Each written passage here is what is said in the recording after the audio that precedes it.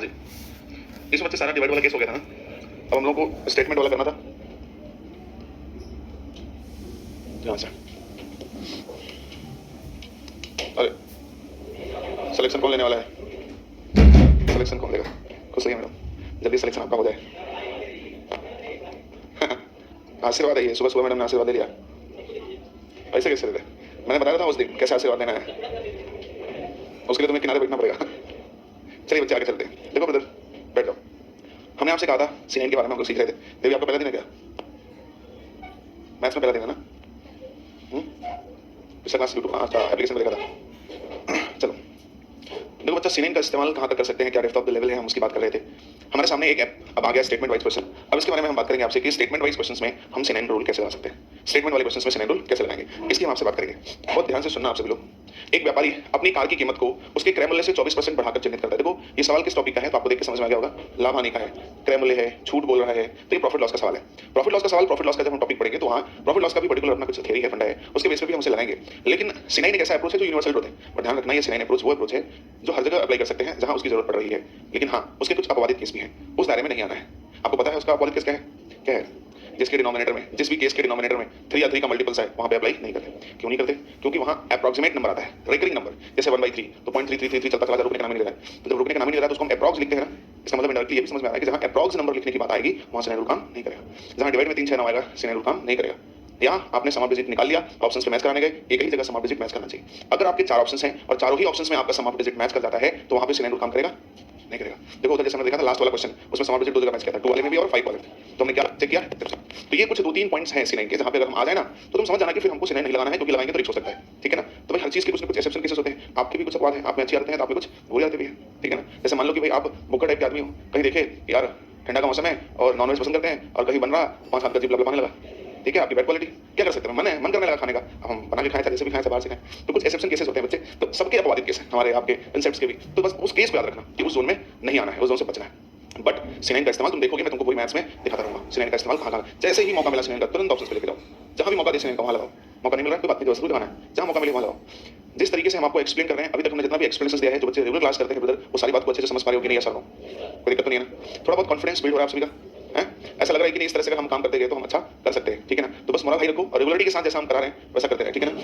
उसके बाद फिर हम लोग आइए चलते हैं अब स्टेटमेंट वाइज में कि गुरुजी यहाँ पे हम सीनाइन का इस्तेमाल कैसे कर सकते हैं। देखो इस तरह से आपको मिलेंगे पेपर में आपको स्टेटमेंट वाइज। एक व्यापारी अपनी कार की कीमत को उसके क्रय मूल्य से 24% बढ़ाकर चिन्हित करता है। कोई एक व्यक्ति है वो अपनी कार की कीमत को क्रय मूल्य से 24% बढ़ाकर चिन्हित करता है। कोई एक व्यक्ति है वो अपनी कार की कीमत को 24% बढ़ाकर उसने मार्कअप किया, मतलब जो भी कार वो लेके आया है उसके प्राइस को 24% बढ़ा के सेट किया। इसका मतलब कार की कोई कीमत तो है। तो मान लिया भाई कार की कीमत जो है वो क्या है? एम है, क्योंकि हमने आपसे बोला था एक्स तो मानना नहीं है। पता था कि नहीं पता? कभी भी किसी क्वेश्चन में आपको एक्स नहीं मानना, क्योंकि एक्स जो है बहुत घातक चीज होती है, एक्स को कभी भी याद नहीं करना चाहिए। इसलिए कभी भी जब मानना की जरूरत पड़े तो आपको एक्स नहीं मानना है, कुछ भी मान लो, एक्स को मत याद करो। इसलिए मैंने क्या मान लिया? एम मान लिया। ठीक है ना? कार की कीमत क्या थी? एम। उसके क्रय मूल्य को 24% बढ़ाकर चिन्हित किया। हर चीज अपने आप में क्या मानी जाती है? 100%। तो भैया ये जो आपका कार का मूल्य है इसको मैंने बच्चे क्या सेट कर दिया है? 124। मतलब 100% था अपने आप में, 24% बढ़ा 124। ठीक है? और 15% छूट देता है। इसका मतलब ये जो प्राइस हो गया है ना, इस प्राइस को कितना छूट दिया? 15% छूट देता है। यदि कार पर प्राप्त छूट इतना है, मतलब छूट को छूट के बराबर करना पड़ेगा। उसने 15% छूट दिया, तो बच्चे यहाँ पे तुम इस पूरे का हम क्या निकालेंगे? 15%। तो हमें क्या मिलेगा? छूट। लेकिन गलती से भी अगर 100 में से 15% छूट निकाल के बचा कितना? 85% अगर निकाल दिए तो छूट देने के बाद जो राशि बच गई वो आ जाएगा। तो इक्वेशंस बनाते समय ध्यान रखना है, 15% छूट दिया और ये छूट ही है तो हमको छूट को छूट के बराबर करना है। तो पूरे प्राइस पर 15% निकालेंगे तो ये छूट आएगा, और ये छूट छूट के बराबर होना चाहिए 223200। करें कार का लागत मूल्य बताएं। अब कार का लागत मूल्य बताएं मतलब किसका मान पूछ रहा है? एम का मान पूछा। अब तो ये इक्वेशन बन गया कि नहीं बन गया? तो अब इक्वेशन बन गया तो सीनाइन कहता है कि भाई अप्लाई हो सकता है। अब इसी को तुम अगर बेसिक से लगाते हो तो देखो ऑप्शंस कितना गंदा है। देखो मैं आपको बताऊं, हम उन सवालों पे काम सबसे ज्यादा करते हैं जिस सवालों पर वास्तव विद्यार्थी को पैनिक होता है। उन सवालों पे काम जरा भी आपको परेशान, देखो ऐसा नहीं है कि हम आसान मॉडरेट इजी सवाल नहीं करते, हम लोग इजी सवाल भी करते हैं, बहुत मिलेगा आपको। लेकिन उनमें सबसे ज्यादा वर्किंग रेशियो किस पे है? अच्छे सवालों पे। रीजन जब विद्यार्थी का कंसेप्ट क्लियर होता है ना तो छोटे मोटे सवाल तो वैसे ही कर देता है वो। बेसिक सवाल तो हर टॉपिक का वैसे भी समझ जाते हैं, मास्टर की जरूरत नहीं पड़ेगी आपको। लेकिन जब अच्छे सवालों पे स्मार्ट वर्क करोगे ना तो आसान सवालों में ना खुद ही स्मार्ट बन जाओगे, परेशान होने की जरूरत नहीं। इसलिए हमारे सीट में आप नॉर्मली पाओगे थोड़े टेक्निकल नंबर्स आपको ज्यादा दिखेंगे। ठीक है ना? हाँ जी, अब ध्यान से जरा समझना। 1 2 अब लगाते हैं सीनाइन। 5 1 6 इंटू 4 2 6 1 7 इंटू क्या है? एम। अब देखो इज इक्वल टू 3 2 5 2 7 2 9। अब देना 7 6 42 में 4 2। अब 6 एम बराबर, देखो अब मामला फंस गया। अब यहाँ मामला बच्चे देखो फंस गया तुम्हारा। मामला क्या फंस गया कि हमें एम का मान निकालना है और एम हो जाएगा 9 बाई। हमने सिखाया है कि डिनोमिनेटर में अगर 9 आए, 6 आए, 3 आए तो वहाँ से सीनाइन रूल काम नहीं करता। अब देखो यहाँ पे तो आ गया, हाँ कट जाएगा, लेकिन फिर भी मैं आपसे बोलूंगा कि अप्लाई मत करना। ठीक है ना, रीजन क्योंकि वो पैनिक कर देता है, कहीं कहीं आपको आंसर भी दे देगा, कहीं कहीं आपको पैनिक भी कर देगा, तो परेशान नहीं होना है, ठीक है ना। देखो मैं आपको सच बताऊं, ये जो डिजिटल समय है ना, जितना मैंने कंसेप्ट बताया सारा कंसेप्ट हो गया ना, भाई डिविजिबिलिटी कैसे लगाते हैं, तमाम रूल्स हमने आपको बता दिए। C9 का ये मत समझना, जैसे अभी तो मैं आपको बोला कि ये 100% अपना दायरा है, लेकिन C9 के दायरे भी और हैं, बहुत है। जैसे प्राइम नंबर के केस में C9 कैसे लगता है, ठीक है ना, परफेक्ट स्क्वायर परफेक्ट क्यूब में C9 का रूल क्या अप्रोच लगाता है, तमाम नियम है भी इसके, लेकिन आवश्यकता इसलिए नहीं समझता क्योंकि वो आपको एडवांस मैथ में काम आएंगे, वो अर्थमेटिक मैथ्स में बहुत ज्यादा यूज टू नहीं है। अर्थमेटिक मैथ्स में आपका 99% काम इधर से हो जाएगा। लेकिन मैं कभी संडे मंडे की क्लास अगर रखा है स्पेशल, तो संडे मंडे की क्लासेस में नॉर्मली मैं कोशिश करता हूं कि वो चीज ना बच्चों को पढ़ाऊं जो चीज मैं अपनी क्लास में बच्चों को पढ़ाने वाला हूं। जैसे हम तुमको ये चीज पढ़ाने वाले हैं क्लास में, तो फिर संडे को बुला के भी वही पढ़ाए और क्लास में भी आओ तो तुमको वही पढ़ाए, मतलब है टाइम वेस्टिंग हो जाता है। तो हम संडे को हमेशा प्रयास करते हैं कुछ समथिंग स्पेशल, स्पेशल क्लास का बात होती है तो समथिंग स्पेशल, मतलब अगर हम जो टॉपिक तुमको यहाँ पढ़ाने वाले हैं हम वहाँ भी पढ़ा रहे हैं, तो तुम समझ जाना कि हमारा कंटेंट भी डिफरेंट होगा, सेम तो नहीं होगा, कुछ नया ही बताएंगे। अगर वही टॉपिक पढ़ा रहे हैं तो भी हम कुछ नया ही सिखाते जाएंगे। तो मैं कोशिश करता हूँ, तो मैं आपको बता रहा हूँ कि मैं अभी क्लास डिजाइन करने वाला हूँ संडे की, बहुत अल्टीमेट। उस केस में हम आपको सिखाएंगे इन सब बारे में जो हम आपको बताएंगे, वो मेरे ऊपर है, कोई भी टॉपिक चूज करेंगे तो डिस्कस करेंगे, तो एक्स्ट्रा चीज एक्स्ट्रा क्लास में सीखेंगे, ठीक है ना। हाँ, लेकिन ये है कि हमारी चीज सीखने के दौरान बच्चे लापरवाही मत करना, तुम्हें मजा बहुत आएगा, कॉन्फिडेंस बहुत आएगा, लेकिन कब, जब ईमानदारी से क्लास करते रहो, गैप करोगे, मिस करोगे तो मोरल नहीं बनेगा, कॉन्फिडेंस नहीं बनेगा। इस बात का ध्यान रखना, आप अच्छे विद्यार्थी हो, इस बात को फॉलो करना, ठीक है ना, तो अच्छा रिजल्ट भी दे पाओगे, ठीक है ना। मैंने आपको पहले बोला है अच्छे सवालों पे वर्किंग ज्यादा करनी है, कॉम्पिटिटिव एग्जाम्स का मामला ऐसा नहीं है कि आसान आसान छोटा छोटा तो चीजें सवाल करा के हमको हीरो बनना है, नहीं, हमें आपको हीरो बनाना है, तो आपको अपनी अच्छी चीजों से अवगत करानी है जो आपको एग्जाम में आ रहा है, ठीक है ना, और आप हो भी जाएंगे, बस ईमानदारी बनाए रखिएगा। बच्चे 6 आगे नीचे तो हमने मना किया ना, नहीं लगाना है, नहीं लगाएंगे। हाँ, हमने ये भी कहा कट जाएगा तो लगा भी सकते हैं, यहाँ एक्चुअली हम नहीं लगा रहे हैं क्योंकि ऊपर और नीचे दोनों जगह ये क्या है, अपवादित केस की वैल्यू बनी हुई है। तो एक काम करो, ऐसा मत करो, आप क्या करो, डिविजिबिलिटी के केसेस में अगर ऐसा दिख गया तो हम नहीं करेंगे। हाँ, लेकिन एक काम कर सकते हैं, एक जुगाड़ है अपने पास, हमें m की वैल्यू निकालनी है यहाँ आते, लेकिन यहाँ दोनों ही जगह 9 और 6 दोनों का मल्टीपल मिल गया भैया, तो हमको थोड़ा सा मन में डर लग गया कि यहाँ पे C9 का तो अपवादित कैसे दिक्कत ना हो जाए, इसलिए नहीं लगा रहे। लेकिन 6 × m is equal to n, ये LHS और RHS को तो बराबर कर सकते हैं ना, जुगाड़ तो लगा सकते हैं। अब m की वैल्यू निकालनी है, m की वैल्यू इन्हीं में से कोई एक है, क्रय मूल्य निकालना है, क्रय मूल्य क्या है, सॉरी क्रय मूल्य निकालना है, क्रय मूल्य क्या है, m है, और m की वैल्यू इन्हीं में से कोई एक है, कौन है हमको नहीं पता, लेकिन है तो इन्हीं में से कोई एक। तो एक काम करो बच्चे, इनके सम ऑफ डिजिट्स निकालो और इनके सम ऑफ डिजिट्स का मल्टीप्लाई किसमें करो, 6 में। अगर उसका मल्टीप्लाई करने पे क्या आ जाए, इसका मतलब कंडीशन क्या हो गया, जस्टिफाई हो गया, सही है। चलो 5 4 ये क्या आएगा, 4 छके 24 में 4 2 6 हो रहा है, हमको चाहिए क्या, इसका मतलब आंसर गारंटी है कि नहीं है। 8 1 5 5 छके 30, 3 आएगा, 9 आएगा, 2 1 3 6 3 18 में 9 और ये भी 9, इसका मतलब ये गारंटी आंसर है। 6 1 7 1 8 8 6 48 8 4 12 1 1 2 2 1 3 नहीं होगा, तो कौन सा आंसर तुम्हारा सही हो गया, सी वाला। कैसे किया समझ में आ रहा है ना, थोड़ा सा जुगाड़ भी लगाना सीखना है। जब हम अपवादित केसेस में आए तो बहुत जुगाड़ है, इस तरह का यूनिट प्लेस का, SFC का कंसेप्ट सिखाया था ना, रास्ते हैं, लेकिन अगर क्लिकिंग हुआ तो ये, वरना शिफ्ट करना है, तुरंत शिफ्ट करना है, इगोइस्ट नहीं बनना है, ठीक है ना। नोट करो, फटाक से नोट करो, क्वेश्चन नंबरिंग नोट करना, क्वेश्चन मत लिखने लगना, ठीक है ना। मैं भी सीट दूंगा तुम लोगों को, अभी अपलोड करवा दूंगा सीट, परसेंटेज वाली सीट तो अपलोड होगी ना, अभी नहीं हुई ना, एक साथ कराऊंगा तो ये करवा दूंगा, तो केवल क्वेश्चन की नंबरिंग लिखना, क्वेश्चन मत लिखने लगना।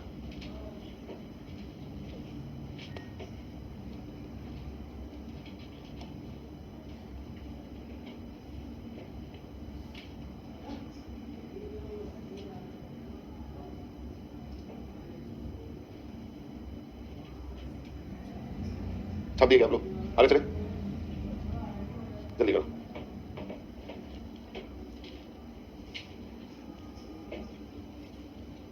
मेरे नहीं लगा क्या, मेरे साथ नहीं लगा, जीरो कनेक्शन है, देखो जोड़ लग जाएगा।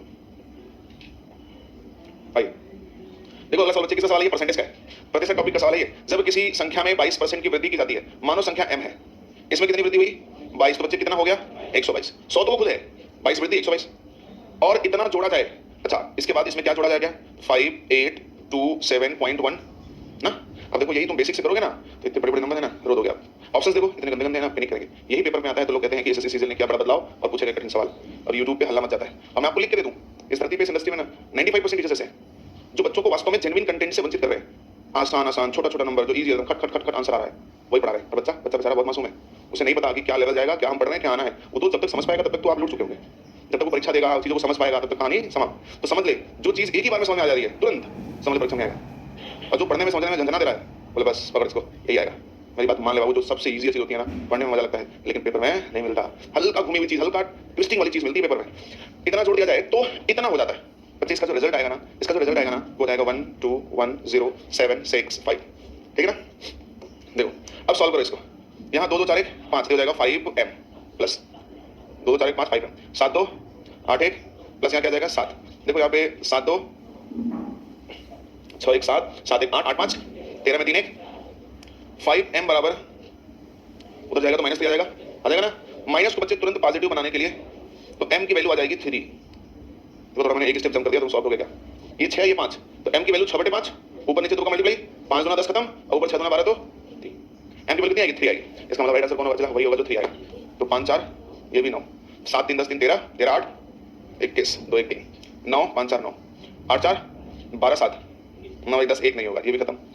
6 5 11 और 7 18 18 8 26 6 2 8 ये भी नहीं होगा, 9 खत्म। और अब देखो भैया 4 3 7 4 3 7 7 14 8 22 2 2 4। इसका मतलब करेक्ट आंसर क्या बच्चे यही है।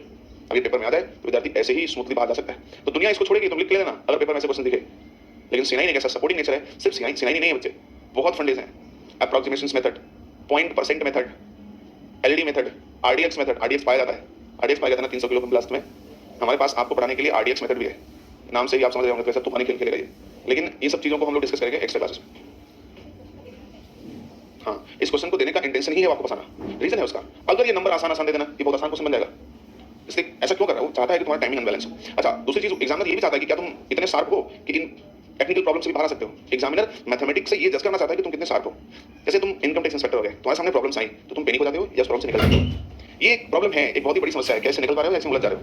और उलझ जा रहे हो तो बच्चा फेल भी जाओगे। अगर निकल पा रहे हो उसका मतलब वास्तव में यू आर टैलेंटेड पर्सनालिटी, तुम्हारा आईक्यू शार्प है। परीक्षा में एग्जामिनर मैथमेटिक्स का हालांकि वेटेज सबका है, लेकिन मैथ्स का वेटेज सिर्फ इसलिए है वो चेक करता है कि आपकी आईक्यू शार्प है या आपको जो टाइप के वर्ड आदमी है। पता चला कि इनकम टैक्स में आगे बर्बाद कर दिया सब।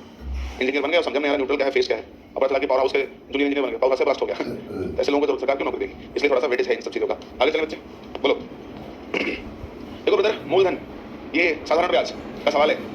आप लोग देखते होंगे नॉर्मली जो रेट ऑफ इंटरेस्ट यूज करते हैं ना लोग, बहुत सिंपल से यूज करते हैं। 10%, 20%, 25%, 40% ये यूज करेंगे। बहुत ज्यादा तो नॉर्मल वाला 33.33 आसान है, 1/3 सबको पता है। लेकिन ऐसा नंबर क्यों नहीं लिखा होगा रेट ऑफ इंटरेस्ट? अब पेपर में आ जाए तो फंसाएंगे नहीं फंसाएंगे? तुरंत फंसाएंगे। एग्जामिनर सोची समझी चाल चल रहा है। अब कह रहा है कि प्रति वर्ष कितने रेट की दर से 5 वर्षों में इस धन का साधारण ब्याज बताओ। साधारण ब्याज देखो, इस नंबर का भूखा है, इतना बड़ा नंबर आंसर दे रहा है। पेपर में आने वाले सवाल है, आ चुके वाले सवाल है। पता चला कि पेपर में आया तो आप ये बोलेंगे आसान वाला कक्षा में, कठिन वाला परीक्षा में, ठीक है ना? तो ऐसी स्थिति हम नहीं आने देंगे, क्योंकि हम आसान नंबर के साथ बहुत कम काम करते हैं, बिकॉज तुम खुद ही उसमें गिव अप करेंगे। आइए साधारण ब्याज बताना है बच्चे। देखो simple interest is equal to होता है पीआरटी बाई 100, पीआरटी बाई 100, सही है ना? PRT by 100। अब मेरी बात को गौर से सुनना, आपसे ऐसा ही पूछा है प्रिंसिपल 3815 रेट देखते ही बुखार आ जाएगा। बदल पाओगे परीक्षा में? रो दोगे, बुक का फोड़ करोगे परीक्षा में। ये 5 अवटे तो सिनाई भैया ना, जहाँ तुम हताश होते हो वहीं तुम्हारा हाथ पकड़ लेता है। घबराओ नहीं, अभी मैं जैसे तो एकदम होपलेस होकर जिंदगी में दुनिया छोड़ देती है, तुम्हारा हाथ पकड़ लेता है। घबराओ मत, अगर तुम्हारा बाप दिखता है तो सिनाई यही है, हमेशा तुम्हारा हाथ पकड़ेगा। 8 1 9 5 3 8, ठीक है? ऐसा ही यहाँ पे 5 3 8 इंटू 7 3 10 8 18 18 5 23 में 3 2 बच्चे। देखो ये 5 आएगा, ये भी 5 ही है, तो 5 बचे 25 5 2 7 नीचे बनाएगा, कोई दिक्कत नहीं है। 7 बटा 56 6 5 11 1 1 देखिए भाई, सिर्फ बोल रहे अब वही सही होगा बच्चे। इसका तो 9 5 3 8 1 9 और 7 2 यहाँ 5 बचा, 5 5 10 11 1 1 2, ये पहले ऑप्शन सही है। बाकी भी चेक कर लीजिए आप। तो ये 5 4 9 8 1 9 6 3 9 7 3 10 5 15 5 1 6 नहीं होगा, 7 2 9 6 2 8 1 9। अब तो ये 5 5 10 और 6 16 6 7 नहीं होगा, 5 4 9 6 2 8 1 9 5 2 7 2 9 1, कौन सा ऑप्शन सही है? तो सही है। और कितना प्यारा सवाल है, इंटरेस्ट टॉपिक का। और नॉर्मली क्या करता है वो, भाई 10%, 20%, 25% धन दे देंगे, धन ऐसे दे देंगे 1000 धन दे देंगे, 5000 धन दे देंगे, कुछ सिंपल सिंपल 20000। तो ऐसे तो नंबर्स में तो सवाल लगेगा। अब तुम बोलोगे वाह वेरी नाइस, मजा आ गया। लेकिन सिंपल नंबर्स के साथ तो दुनिया कर देती है, तुम भी कर लेता है। ऐसा मत समझ के तुम कर लेगा, बगल वाला नहीं कर लेगा, बगल वाला भी कर लेगा भाई। फिर तुम्हारे में हमारे में फर्क है। आसान नंबर्स के डेटा को सॉल्व करना गलत बात नहीं है, लेकिन ध्यान रखें उसका एक मेजर हिस्सा है जो गंदे नंबर के साथ पेपर में आ रहे हैं, उस पर भी काम करना है हम सभी को। और उसको हम इग्नोर कर देंगे तो परीक्षा में वो पैनिक कर देगा हमें, ठीक है ना? नोट करो, फिर हम चलते हैं नेक्स्ट क्वेश्चन की तरफ। अब तुमने किस देखा, प्रॉफिट लॉस का सवाल भी देखा, तुमने परसेंटेज सवाल भी देखा, तुमने इंटरेस्ट का सवाल भी देखा, हां और सवाल दिखाते हैं।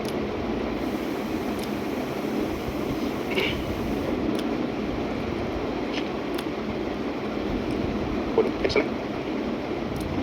देखो परसेंटेज का सवाल फिर आ गया। मासिक आय से एक घरेलू खर्च पे 24%, मनोरंजन पे 16%, शिक्षा पे 28% खर्च करता है। शेष में से उसने 72% राशि दान दे दिया, उसके पास कितना रुपया राशि बचा? मासिक आय क्या है? मान लो मासिक आय जो भी है अपने आप में क्या है? अब कह रहा है अपने मासिक आय का घरेलू खर्च पे 24, मनोरंजन पे 16, शिक्षा पर 28, तो कुल कितना खर्च किया? अपने मासिक आय का 24% घरेलू खर्च पे, मासिक आय का ही 16% किसमें? मनोरंजन पे, शिक्षा पर मासिक आय का 28, तो 24 और 16 40, 40 20 60 68% वो अपने आय का खर्चा कर दिया है घरेलू खर्च, मनोरंजन एंड शिक्षा में ला के 68%। तो उसकी आय चाहे जो भी रही होगी बच्चे, लेकिन परसेंटेज के हिसाब से अपने आप में 100% रही होगी। 68% खर्च हो गया, कितना बचा? 32 बचा ना? तो कुल आय का कितना बचा है? 32%। अब आप बोलेंगे कुल आय का 32% बचा हुआ क्यों लिए? क्योंकि बच्चे अगला वर्ग किस पे है? बचे हुए पे है। तो बोल रहा है शेष में से, तो ये शेष है, इसलिए मैं गया कह रहा है शेष में से उसने 72% धनराशि दान की, तो जो शेष बचा वो भी अपने आप में क्या माना जाएगा? 100%। ये पूरा जो शेष है वो भी अपने आप में 100% है। उसका 72% दान दे दिया, तो 72% अगर इस पूरे शेष का दान दिया तो बचा कितना? अब फिर हम बचा हुआ क्यों लिए? क्योंकि उसने कहा है कि दान की और उसके पास कितना राशि बची, इसलिए बचा हुआ लिए। ये बची राशि आ रही है और बची राशि क्या हो जाएगा? बराबर 240,352। तो कह रहा बताओ उसकी मासिक आय क्या है? तो उसकी मासिक आय कौन है? एम है। अब 8 दो 1 आएगा, 3 दो तो सीधा 5 एम हो जाएगा। ये परसेंटेज है, 5 अच्छा मत करो, ये परसेंटेज लिखा हुआ है, ठीक है ना? फिर 8 2 10 1, 3 2 5 5 हो गया। अब इधर आइए, ये 5 4 3 2 5 2, तो एम की वैल्यू क्या आएगा? क्यों 5 आएगा? क्योंकि आपका ये 7/5 होगा और ऊपर नीचे 2 का गुना करेंगे। क्यों करेंगे बताया था मैंने ना? तो 5 गुना 10 बच्चे खत्म, ऊपर 7 गुना 14 4 1, जैसे मैंने स्पीड में डाल दिया वैसे तुम भी लिखेगा, हाथ खड़ा करेगा, ठीक है ना? 5 अब वही से होगा तो 5 आएगा, 7 2 9 5 4 9 2, ये नहीं है। अब देखो 5 2 7 2 9 8 7 14 4 1, 8 7 14 4 1 5, ये सही हो सकता है। 5 2 7 2 9 6 5 11 1 1, तो ये नहीं होगा। 9 5 2 7 2 9 3, कौन सही है? B option is the correct option. समझ गए ना?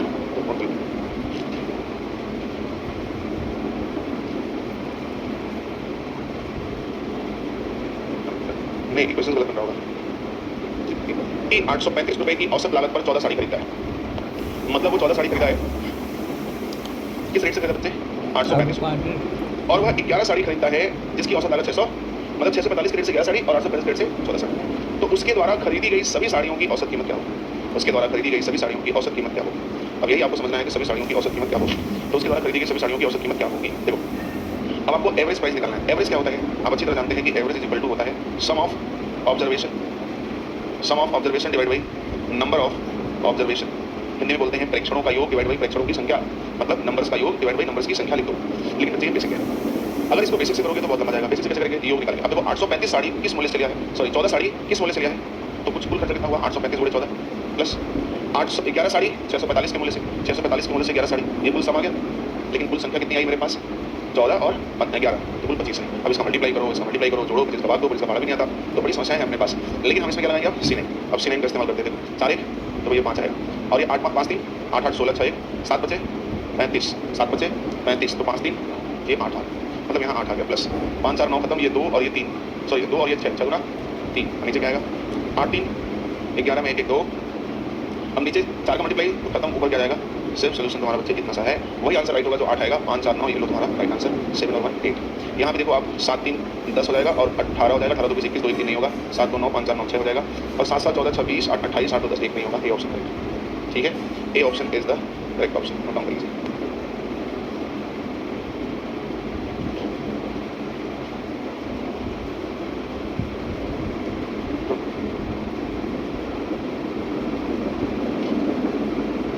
ऑप्शन ले लो जरा, मोहब्बत से जरा इसको एक नजर दौड़ाओ। सारा मामला सेट मेरे हीरो। ये वो सवाल है जो पेपर में मिलेंगे, ये सारा बुद्धि हो जाएगा हरी। अब आइए मैं बताता हूँ आपको कैसे लगाना है। 11,280 ऋण वर्ष 38% की वार्षिक दर से प्राप्त चक्रवृद्धि ब्याज कितना है? यदि ब्याज अर्धवार्षिक है, अच्छा अर्धवार्षिक का मतलब होता है कि हमारा जो साल है अब वो 6 महीने का माना जाएगा, ठीक है ना? कुछ नहीं बोला वार्षिक मतलब 12 महीने का साल है। अगर बोल दिया कि अर्धवार्षिक है, इसका मतलब हमारा साल अब 6 महीने का है। अगर उसने बोल दिया ब्याज तिमाही है, इसका मतलब मेरा साल अब 3 महीने का है, ठीक है ना? इसने बोल दिया छमाही, तो छमाही तिमाही बोलने से बच्चे दो ही चीज़ इफेक्टेड होती है, एक रेट और एक टाइम। अगर आपसे बोल दिया कि हमारा रेट क्या है, हमारा ब्याज की दर क्या है, छमाही है, तो ये हो जाएगा आपका 19% रेट, सॉरी हाँ सही है 19 होता है। हमारा रेट क्या होगा? हाफ, तो 12 महीने का 38, तो छमाही 19। समय अब 6 महीने का एक साल है, तो 1.5 साल में 6 महीने कितनी बार आएगा? 3 बार आएगा। इसका मतलब हमारा समय लगेगा 3। तो बच्चे जब मैं CI पढ़ाऊंगा ना, तो मैं आपको वहाँ पे डिटेल में समझाऊंगा। मैं आपको वहाँ पे CI निकालने के आपको 8 तरीके सिखाऊंगा। कंपाउंड इंटरेस्ट निकालने के कुल 8 अप्रोचेस हैं, 8 तरीके हैं जिनसे CI निकाली जा सकती है। और अगर आपने मेरा साथ दिया चीज़ें समझने में, अगर आपने सपोर्ट किया, आपको इंटरेस्ट है, आपको लगता है कि नहीं बहुत ही डेप्थ तरीके से पढ़ना है, तो मैं आपको महसूस कराऊंगा कि एक सवाल से आप 22 सवाल निकाल सकते हैं। मतलब आप एक तरीके से भागते हो, एक ही सवाल से 22 क्वेश्चंस फाइंड आउट हो सकते हैं। 22 हैरानी होगी आपको कि सर एक सवाल से 22 क्वेश्चंस कैसे रिलेट करता है। बहुत इंटरेस्टिंग है, दवाई के टॉपिक पर बताएंगे आपको। लेकिन अब आप देखो ये सवाल आगे सारे फंडे फेल कैसे करोगे, इसको कैसे निकालोगे? सीए फंस गए कि नहीं? परीक्षा में आ जाओ, तुमको तरीका ना बताओ तो रोक गया। मैं बताता हूँ कैसे लगेगा, और कोई दुनिया कोई तरीका लगाइए बोला जाएंगे, कहीं नहीं बोलेंगे। मैं बताता हूँ आपको क्या करना है। आप सीने लगाओ, और सीने लगाओगे कैसे? सीने लगाने के लिए अच्छा आप मुझे बताओ, क्योंकि मैं सीआई पढ़ाया नहीं, तो पढ़ाता तो मैं किसी और तरीके से आपसे बात करता, लेकिन अभी पढ़ाया नहीं, तो आप बताओ क्या फार्मूला जानते हो सीआई का? सीआई का फार्मूला क्या होता है? प्रिंसिपल अमाउंट जो होता है आपका वो क्या होता है? P1 + R/100 ये तो होता है। हालांकि हम फार्मूला कभी अप्लाई नहीं करते, ना कभी हम काम करेंगे, लेकिन इस क्वेश्चन ने हमें मजबूर किया है इस फंडे पे जाने के लिए, और उसके बाद साथ साथ क्या लगाने के लिए? सीधे हम फिर क्लियर हो जाएंगे हम लोग।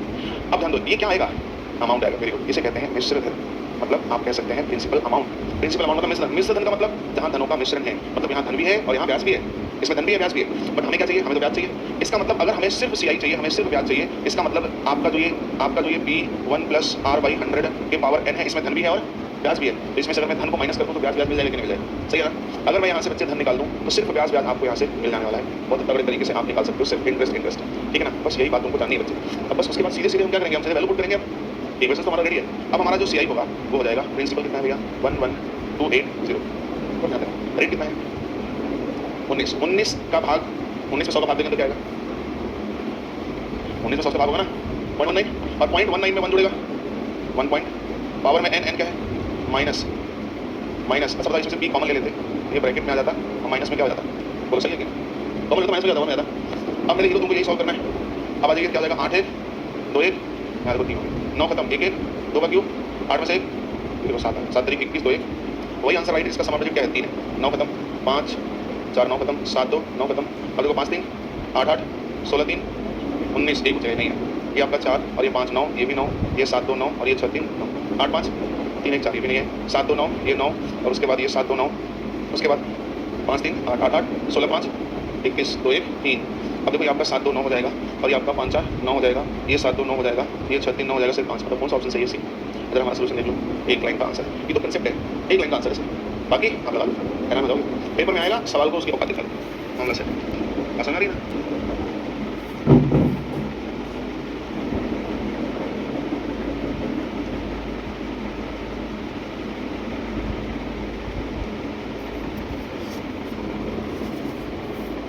पहुंच गया था कहाँ तक पहुंच गया था, स्विमिंग पूल हो गया।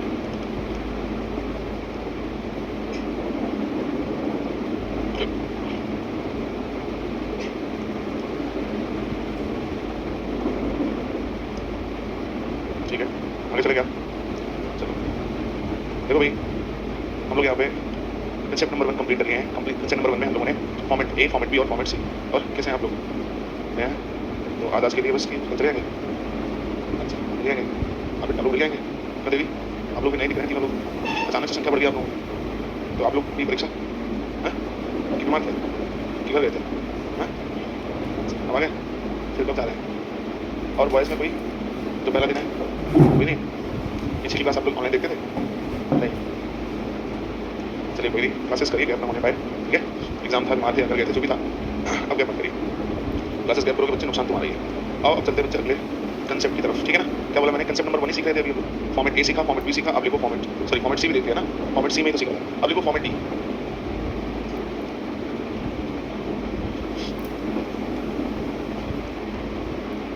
फॉर्मेट डी, ध्यान दो अभी हम लोग पहले कंसेप्ट सीख रहे हैं कैलकुलेशन वाले, ठीक है ना। अब हम चौथा फॉर्मेट सीखने चल रहे हैं कि कैलकुलेशन में ऐसा क्या है। तो फॉर्मेट डी का कंसेप्ट कहता है कि हम a% ऑफ b को लिख सकते हैं b% ऑफ a, हम a% ऑफ b को लिख सकते हैं b% of a, a% of b को लिख सकते हैं b% ऑफ a, ये कंसेप्ट है, ठीक है ना।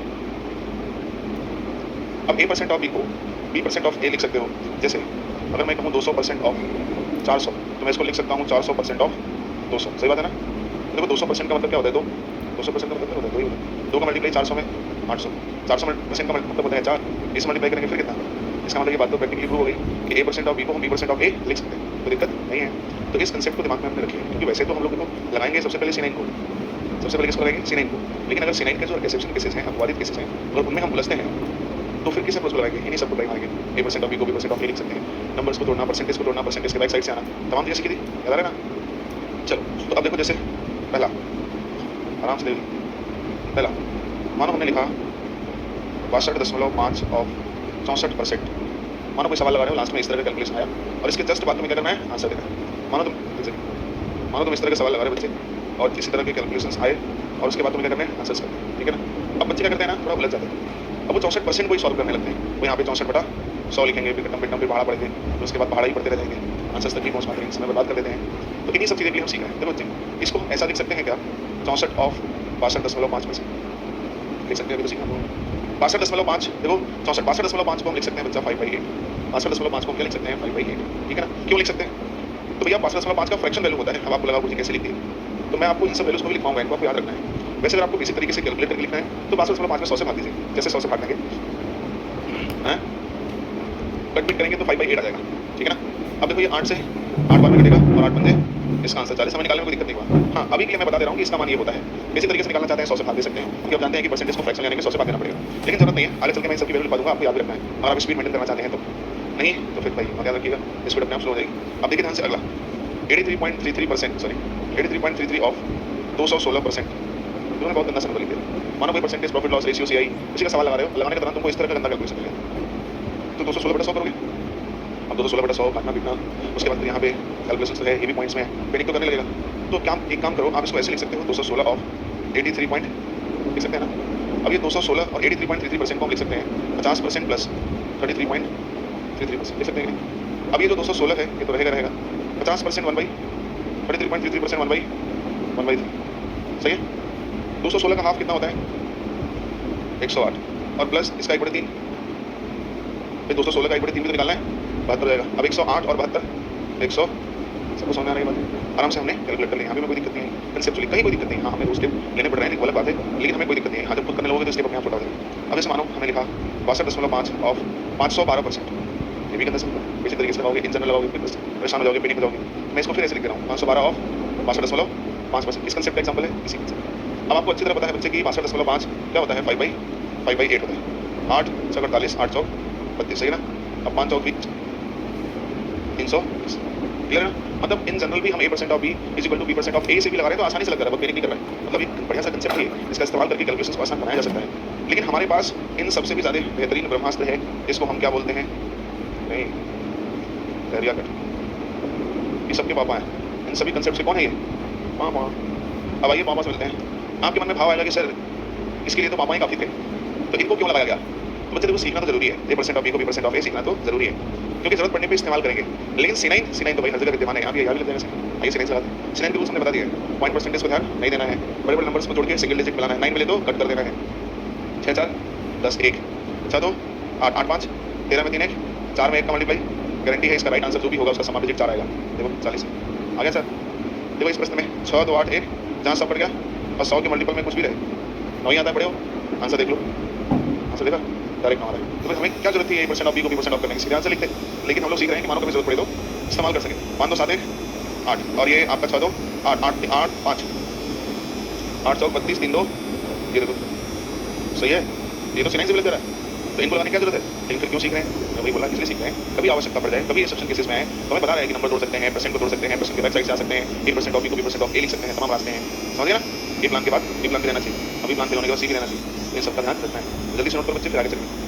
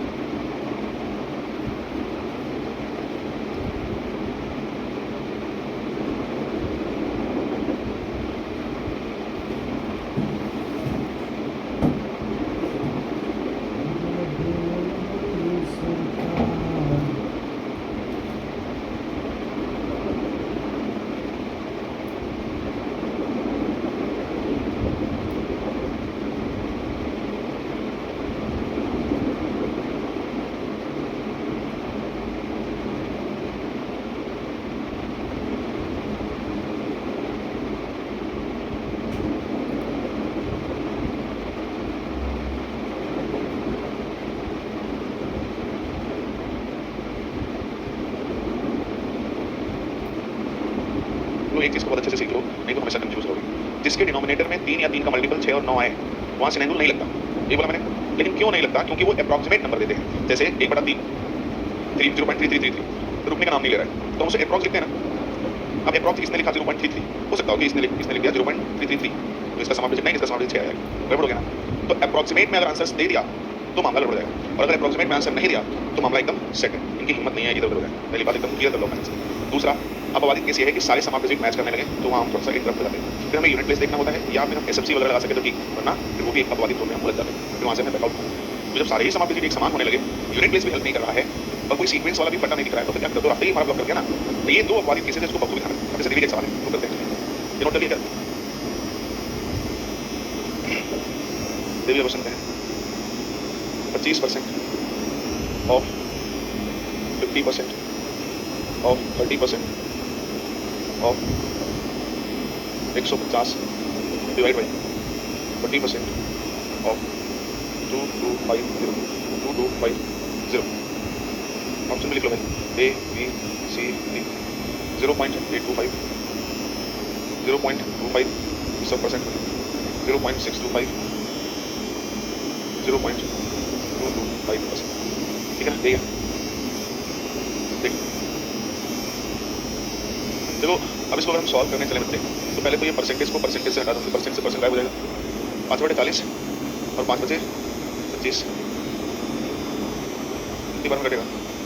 8 एकम 8, 8 पंजे नहीं, सॉरी नहीं कटेगा, सॉरी एक से मैं रुक गया, छोटे नंबर से काटो पहले, चलो इसको 5 से काट, 15 से काट देते, 15 और ये सही है ना? 0 तो दे सकते हैं, 15 का 15 बार और ये 15 का एक बार हो जाएगा, सही है ना?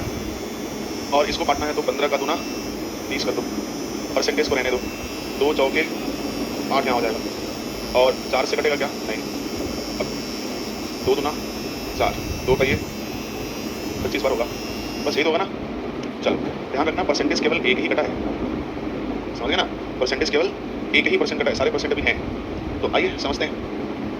ऊपर क्या बचा? 5 × 25 क्या बचेगा? परसेंट, और ऑफ ये परसेंट तो रहेगा ना, तो × 1% तो रहेगा, डिवाइड बाई क्या रहेगा? सिर्फ 2, सही है ना? अब देखो भाई, ये परसेंट अगर 1% को हटा दो, यहाँ से 1% हटा दो तो नीचे क्या आ जाएगा? 100 आ जाएगा। 25 चौका तो हो जाएगा 5/8%। इसका मतलब ये 5/8% की वैल्यू है, बोलो। तो 5/8 को सॉल्व कर लेते हैं। अगर हम 5/8 को सॉल्व करेंगे तो इसको भाग दिए, कितनी बार जाएगा? एक बार में तो नहीं जाएगा। अब 50 है तो 8 छक 48, ऑप्शन तो सी दिख रहा है, लेकिन हम इसको भी बेसिक से किया है। हालांकि बेसिक से भी करने में बहुत लंबा नहीं जा रहा है, लेकिन बात यहाँ पे C9 की है। अब देखो 5 8 छक 48, कितना बचा? 2 ही बचेगा, 20 हो जाएगा। फिर 8 गुना 16, कितना बचेगा? 4 बचेगा, 4 बचेगा तो 40 होगा। अब 8 पंजे फिर क्या होगा? 625%, परसेंट ही तो है, बोलो। पूरा कंप्लीट कर गया। अब जब कंप्लीट कर गया तो फिर C9 यहाँ पे वैल्यूएबल होना चाहिए, क्योंकि राइट आंसर आ रहा है। अब अगर हम C9 से करें इसको, अगर हम इसको C9 से करें तो देखते हैं भाई। आइए, क्वेश्चन है हमारा 25% ऑफ 50% ऑफ 30% ऑफ 150, और यहाँ पे 40% ऑफ 2250। चलिए परसेंटेज से तो कोई मतलब है नहीं, तो 5 1 6 6 3 18, 18 में 8 1, तो ऊपर कुछ भी हो जाएगा, 9 ही आएगा। नीचे 5 2 7 2 9, और नीचे भी क्या गया? देखो बच्चे, तो तुम अपवादित केस में फंस गए, नीचे 9 आने लगा। हमने पीछे मना किया था, आपको याद आ रहा है? यही कारण है कि डिस्टर्ब करवाइए। अगर कहीं भी 9 दिखने लगे डिनोमिनेटर में, नोमिनेटर में नहीं, डिनोमिनेटर में, तो बचना है आपको। वैसे हम लोग को ध्यान देना चाहिए था शुरू में ही, यहाँ पे 5 2 7 और 2 9। अभी भी समझाया तो आपको कि डिनोमिनेटर में 3 3 का मल्टीपल, जैसे 3 6 9 ये सब मिलने लगे तो ऑप्शंस को अनबैलेंस कर देते हैं, तो वहाँ जाना ही नहीं है, वहाँ से बचना है। तो क्लियर कट मैंने समझाया कि वहाँ पे C9 रूल अप्लाई नहीं होता है। वहाँ पे 5 × 45 यहाँ पे कर सकते हैं, लेकिन जब यहाँ पहुँच जाएंगे तो फिर क्या मतलब? आंसर ये है। हाँ देखो, मैं आपको बताऊँ, हमारा उद्देश्य ही है लगाना, तो तमाम प्रकार के अप एंड डाउन हो सकते हैं। स्टेप लेने के बाद हम उसको करने लगे वहाँ लगा दो, लेकिन हमारा मानना है कि अगर कोई स्टेप लेना ही पड़ जा रहा है तो आप आंसर के करीब ही आ जा रहे हो, कोई खास मतलब नहीं। लेकिन और भी तमाम रास्ते बनते हैं, बस यही कि मैं अभी आपको नहीं उसको डिस्कस करना चाहता, क्योंकि एक्स्ट्रा करिकुलर एक्टिविटीज है। तो मैं आपसे कहा था ना कि संडे वगैरह कभी क्लास लेंगे तो डिस्कस करेंगे, तो इस वक्त मैं कभी संडे वगैरह मैंने क्लास लिया तो, बट C9 की बात है तो C9 बच्चे यहाँ पे अप्लाई नहीं करेंगे, क्योंकि में नहीं, ठीक है? इसीलिए तुम लगा रहे होगे तो तुम्हारा आंसर डिस्टर्ब हो जाएगा, ठीक है ना? तो अपवादित केस को समझो, अगर उसमें आ गए तो तुरंत वीक ही हट जाना है वहाँ से। मतलब आप 90-95% केसेस में सक्सेस हैं, 10 से 5% ये एक्सेप्शन केसेस हैं, उस दायरे में नहीं आना चाहिए। आगे तो लड़, जैसे हर इंसान के अपने कुछ अच्छी आदतें हैं तो कुछ बुरी आदतें भी हैं कि नहीं? अब मान लो कोई इंसान की कुछ ऐसी आदतें हैं जो एक्सेप्शन है भाई, वरना उसके अंदर 90% अच्छे गुण हैं, तो उस आदमी को अच्छा इंसान बोलते हैं ना, उसको बुरा नहीं बोलते, क्योंकि हर इंसान में कुछ ना कुछ रहता है। तो C9 में यही एक अपवादित केस। ये लो, ठीक है ना। आओ, कहाँ थे, ये कर लिया। अगला कंसेप्ट का नाम लिखो, अगला कंसेप्ट का नाम लिखना। अब तो कंसेप्ट हम चेंज कर रहे हैं, कंसेप्ट नंबर 2 लिखो, कंसेप्ट नंबर 2। अभी तक हम कंसेप्ट नंबर क्या कर रहे थे बच्चे, 1 ही कर रहे थे। अब हम कंसेप्ट नंबर क्या करने वाले हैं, 2। कंसेप्ट नंबर 2 क्या है, कंसेप्ट नंबर 2 क्या है, ध्यान दो। कंसेप्ट नंबर 2 में हेडिंग लगाओ, percentage to fraction and fraction to percentage conversion, percentage to fraction and fraction to percentage conversion. Hindi में लिखना, हिंदी में लिख लो, प्रतिशत से भिन्न और भिन्न से प्रतिशत में बदलना, प्रतिशत से भिन्न और भिन्न से प्रतिशत में बदलना, percentage to fraction and fraction to percentage conversion. Hindi में प्रतिशत से भिन्न और भिन्न से प्रतिशत में बदलना। One of the best concept को टिक कर लेना, बहुत ही अच्छा कंसेप्ट बनने चल रहे हैं हम लोग। परसेंटेज का एक इंपॉर्टेंट बात यहाँ सीखेंगे। देखो, इस कंसेप्ट को शुरू करने से पहले मैं आपको एक बात बता दूं, हम सभी विद्यार्थी लोग रेशियो और परसेंटेज, रेशियो और परसेंटेज नॉर्मली इन दोनों को अलग अलग समझते हैं। रेशियो और परसेंटेज नॉर्मली इन दोनों को अलग अलग समझते हैं। रेशियो एंड परसेंटेज नॉर्मली हम इन दोनों को अलग अलग समझते हैं। रेशियो और प्रतिशत अलग अलग चीज़ें, लेकिन वास्तव में आज के बाद से आप अपने कंफ्यूजन को दूर कर लेना। परसेंटेज एंड रेशियो दोनों एक ही सिक्के के दो पहलू हैं। जिस विद्यार्थी के परसेंटेज और प्रतिशत और रेशियो दोनों स्ट्रॉन्ग होंगे, वो पूरी अर्थमेटिक बहुत अच्छा करने वाला है। और यही नहीं, आपको बहुत जगह एडवांस में भी काम पड़ेगा, जरूरत पड़ेगा। तो जिसके प्रतिशत और परसेंटेज स्ट्रॉन्ग है, वो पूरा topic very very very time से स्ट्रॉन्ग रखेगा अर्थमेटिक मैथ्स स्पेशली। क्यों? देखो, ये जो रेशियो और परसेंटेज है, नॉर्मली हम सोचते हैं कि अलग अलग है, बड़ी अलग अलग नहीं है। ये एक ही सिक्के के दो पहलू हैं, जिनको आप समझ नहीं पा रहे हैं, बड़ी एक ही चीज़ है। कैसे बताते हैं? जैसे ये 1/2 लिखा है, तो तुम इसको क्या बोलते हो? फ्रैक्शन। भिन्न बोलते हो ना, फ्रैक्शन बोलते हो। 1/2 को ही हम लिख सकते हैं 50%, लिख सकते हैं कि नहीं? 1/2 को ही 50% लिखते हैं। अब जैसे ही 50% लिखे तो हम परसेंटेज बोलने लगे, जबकि 50% का ही मान क्या है, 1/2 है, और 1/2 का ही मान क्या है, 50%। ऐसा लिखा तो फ्रैक्शन बोला, ऐसा लिखा तो परसेंटेज बोला। और इसी 1/2 को क्या आप ऐसे नहीं लिख सकते? लिख सकते हैं। और इसी को ऐसे लिखा तो रेशियो नाम दे दिया आपने। क्या तीनों वैल्यू कंसेप्चुअली आपस में बराबर हैं कि नहीं? है ना? फिर ये अलग अलग क्यों काउंट हो रही है? ध्यान से सुनना, परसेंटेज फ्रैक्शन रेशियो, ये परसेंटेज फ्रैक्शन रेशियो, ये लिखने में, पढ़ने और बोलने में अलग अलग हो सकते हैं, लेकिन अगर कंसेप्चुअली देखें तो आपस में बहुत प्रॉपर इंटरकनेक्टेड है कि नहीं? भाई इसी को ये लिखना है, इसी को ये लिखना है, इसी को ये लिख सकते हैं, सारी चीज़ तो आपस में बराबर ही है वैल्यू, लेकिन फिर क्यों अलग है? सिर्फ लिखने में, पढ़ने और बोलने में ये अलग अलग दिखते हैं, बट कंसेप्चुअली अगर देखें तो ये एक ही सिक्के के सारे वैल्यू हैं। मतलब परसेंटेज रेशियो की प्रॉपर्टी, रेशियो परसेंटेज की प्रॉपर्टी को एडॉप्ट करता है, सपोर्ट करता है। परसेंटेज रेशियो की प्रॉपर्टीज को, रेशियो परसेंटेज की प्रॉपर्टीज को सपोर्ट करते हैं, सपोर्टिंग नेचर के होते हैं। मतलब ऐसा समझ लो, as like we have husband and wife, मतलब इनमें कैसा रिलेशन है? इनमें हस्बैंड वाइफ का रिलेशन। कभी जानते थे आज के बाद से कि परसेंटेज रेशियो की पत्नी है? हाँ, आज तुम जान गए कि जो परसेंटेज है वो क्या है, रेशियो की वाइफ है। भाई अगर वाइफ को तकलीफ है तो हस्बैंड खुश थोड़ी होता है, उसको भी तकलीफ होती है कि नहीं होती है? वाइफ आपकी मान लो जा रही है, उसकी खा के मुंह पे बगल गिर गई, तो वैसे थोड़ी आप ताली बजाएंगे, वाह वाह मजा आया मुझे। भले आपके मन में ऐसा भाव आ रहा हो, लेकिन आप व्यक्त नहीं कर सकते। व्यक्त करने के लिए आपको ऐसी सूट सामने जगह पे जानी पड़ेगी, एकांत जगह में, जहाँ वो देख ना पाए, फिर मामला लड़ा जाएगा। हाँ, लेकिन अगर जेन्युइन बात करें तो वास्तव में अगर आपको कोई जेन्युइन प्रॉब्लम है तो बहुत इफेक्ट पड़ता है दूसरे के रेस्पेक्ट में, क्योंकि वो दूसरे के रेस्पेक्ट में अपनी जिंदगी जीते हैं। तो ऐसा ही रिश्ता इनका है, ये इसको सपोर्ट करेगा, ये इसको सपोर्ट करेगा। मैं क्यों समझा रहा हूँ? ये सब हमारे बैकबोन्स हैं। अगर इनको समझ गए और इनको दिमाग में बैठा लिया और यूज्ड हो गए तो तुम्हें बहुत हेल्प करने वाले हैं इसे। तो आज के बाद से परसेंटेज रेशियो को तुम अलग नहीं समझोगे, आज के बाद से तुम परसेंटेज एंड रेशियो को एक ही सिक्के के दो पहलू समझोगे। और आप इतना दिमाग में रख लेना कि परसेंटेज एंड रेशियो सिर्फ लिखने में, पढ़ने बोलने में अलग अलग हो सकते हैं, बट कंसेप्चुअली बहुत प्रॉपर इंटरकनेक्ट है, like we have husband wife. ऐसे देखने में नहीं लगेगा, कई बुक्स में लिखा नहीं मिलेगा, आपको खुद से समझना। मैं अपना अनुभव शेयर कर रहा हूँ आपको, तुम देखना अभी इसकी प्रॉपर्टी यहाँ, इसकी प्रॉपर्टी यहाँ यूज करें। और ये छोटी सी बात, ये छोटी सी प्रॉपर्टी आपको क्वेश्चन में इतना हेल्प करेगी ना, आपको लगेगा गुरुजी आज तक हम इस बात को जानते ही नहीं थे। और ये छोटी सी प्रॉपर्टी ही किसी भी परसेंटेज को फ्रैक्शन और फ्रैक्शन को परसेंट ले जाने में जो 100 से गुणा भाग देते हो ना, जरूरत ही नहीं पड़ेगा अगर इस नेचर को आप अडॉप्ट करते हैं तो आज के बाद से समझ जाना है। तो किसी से बोल चाल मत बोल देना, तुमको पागल समझ लेगा। क्यों? क्योंकि उसे पता ही नहीं है, उसको लगता है अलग अलग चीज़ें बोल दो तो बोल समझ, इतना एक्सप्लेनेशन देने की जरूरत नहीं है उसको। किसी से नॉर्मल बातचीत भाषा में तो ठीक है, जैसे तुम बात करो, बात करो, टॉपिक है। अपने समझने के लिए ध्यान रखना कि कंसेप्चुअली इंटरकनेक्ट है। ऐसे तो लिखने पढ़ने बोलने में तो अलग ही अलग दिख रहे हैं, समझिए कि समझिए, इंटरनल मामला बता रहे हैं आप। अब आइए आगे, हम यहाँ लिख रहे हैं परसेंट वैल्यू, और बच्चे हम यहाँ लिख रहे हैं फ्रैक्शन वैल्यू। ध्यान देना, हमने लिखा परसेंट वैल्यू मानो 10%, इसकी वैल्यू क्या होती है? अगर किसी भी प्रतिशत मान को फ्रैक्शन ले आने के लिए हम 100 से भाग देते हैं ना। मैं आगे चल के आपको बताऊंगा बच्चे कि किसी भी प्रतिशत मान को फ्रैक्शन ले आने के लिए जो तुम 100 से भाग दे रहे थे, इसकी कोई भी आवश्यकता नहीं है। बिना 100 से भाग दिए सारा प्रतिशत मान फ्रैक्शन में जा सकता है, लेकिन अभी नहीं। अभी पहले कंसेप्ट समझो, 20% की वैल्यू क्या होती है? ये 10-20% की वैल्यू सबको पता होता है। अच्छा, अभी आपने क्या सीखा? परसेंटेज किसकी प्रॉपर्टी फॉलो करता है? रेशियो। और रेशियो किसकी प्रॉपर्टी फॉलो करता है? अगर मैं इसको दुगना मारूं तो ये क्या हो जाएगा? तो इसको भी दुगना करो, 2 और 40% की वैल्यू 2/5 होती भी है, कैलकुलेट करोगे तो भी यही पाओगे। अब देखो, अगर इसको मैं 3 गुना कर दूं तो हो जाएगा बच्चे 60%। इसको भी 3 गुना कर दो तो 3/5, और 60% की वैल्यू 3/5 ही होता है। इसका मतलब ये है कि जितना गुना मैं यहाँ कर रहा हूँ उतना गुना मैं यहाँ भी कर रहा हूँ, और वैल्यू राइट आ रही है, वैल्यू राइट आ रही है। इसका मतलब ये हुआ कि परसेंटेज किसकी प्रॉपर्टी फॉलो कर रहा है? परसेंटेज रेशियो की प्रॉपर्टी फॉलो कर रहा है। बहुत ही अच्छे लेवल पे परसेंटेज रेशियो की प्रॉपर्टीज को एडॉप्ट कर रहा है, बहुत शानदार तरीके से। आप बताओ, 3 रेशियो 2 लिखा है, जितना गुना आप जैसे मान लो रेशियो में आपने इधर दुगना किया तो इतना गुना यहाँ भी करते हैं ना। ये प्रॉपर्टी किसकी है? लग कहाँ रही है? जितना गुना प्रतिशत वाले को इधर कर रहे हैं उतना गुना इधर भी कर रहे हैं, और वैल्यू राइट दे रही है। ये प्रॉपर्टी किसकी है? तो प्रॉपर्टी रेशियो की है, एडॉप्ट कौन कर रहा है? परसेंटेज। क्यों? क्योंकि परसेंटेज जो है रेशियो की क्या है? नहीं है। देखो 4 गुना क्या हो जाएगा? क्या डिक्शी कर रहा, जब से आए तब से तुम लोग पूरा एकदम छीट छाट डाले भाई। ये देखो 5 गुना करो क्या हो जाएगा? यहाँ 5 गुना करो, ये 5 कितना हो जाएगा? सही है। तो बच्चे इतना बात आपने वहाँ भी देखा, यहाँ भी आप प्रैक्टिकली देख रहे हैं कि अडॉप्ट कर रहा है प्रॉपर्टीज, बहुत बेहतरीन चीज़ आपको बताइए, इसका यूज़ हम करेंगे। अब इसको याद करना थोड़ा आसान है, ऐसे इधर मत देखना, फिर तुम लोग देखोगे। अगर मैंने कहा 20% याद है, 1 बटा तो 20 का 2 गुना, 1 बटे 5 का 2 गुना, 2 बटे 5, मान लो 80% नहीं पता है तो 20 का 4 गुना 80, 1 बटा 5 का 4 बटा 5, 60% 20 60, 3 बटा 5, सही है ना। तो कंसेप्चुअली ध्यान रखना, इसको रट्टा मत मारना। अब देखो बच्चे एक बहुत अच्छी बात तुमको फिर सिखा रहे हैं, इधर गुना करते गए वैल्यू बढ़ती गई, उतना ही गुना तुमने इधर भी किया है, लेकिन केवल अंश बढ़ रहा है। जो डिनोमिनेटर है यानी हर है वो क्या था, नियत था। देखो 5 5 5, हर जगह डिनोमिनेटर क्या है 5 भी है, फिक्स है, लेकिन कौन बढ़ रहा है, अंश।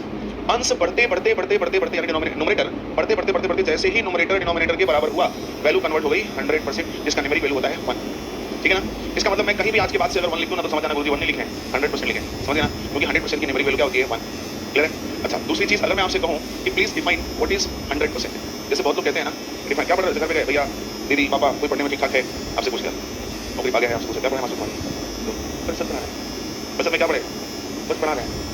आप सोचा बताओ 100% किसे कहते हैं, बताओ what is actual meaning of the 100%। नहीं, 1 तो उसकी वैल्यू है, जैसे कलुआ ही मनोज है, मनोज ही क्या है, कलुआ है, वो तो वैल्यू है उसकी। हमने कहा कलुआ कौन है, तो मनोज नहीं, कलुआ कौन है मतलब उसका नेचर बताओ क्या है, वो कैसा प्राणी है, किसे कहेंगे कलुआ, तो बोलेंगे ऐसा ऐसा काम करता हुआ दिखता मतलब कलुआ है। तो सुनो भाई, परसेंटेज 100% किसे कहते हैं, डिफाइन करते हैं अपनी जनरल भाषा में, जनरल बोलचाल में। अगर मैं आपसे बोलूं कि व्हाट इज 100%, तो हम बोलेंगे 100% मतलब होता है कंप्लीट। जैसे हमने कहा मैंने अपनी नॉलेज का 100% दिया, इसका मतलब मैंने आपको 100% जितनी मेरी नॉलेज है सब दे दी। आपने अपनी क्षमता का 100% लगा के अपनी तैयारी कर रहे हैं, मतलब लापरवाही आप 1% भी नहीं कर रहे हैं, आप एकदम 100% पूरा मेहनत डेडिकेट हैं इसको पढ़ाई को लेकर, ठीक है ना।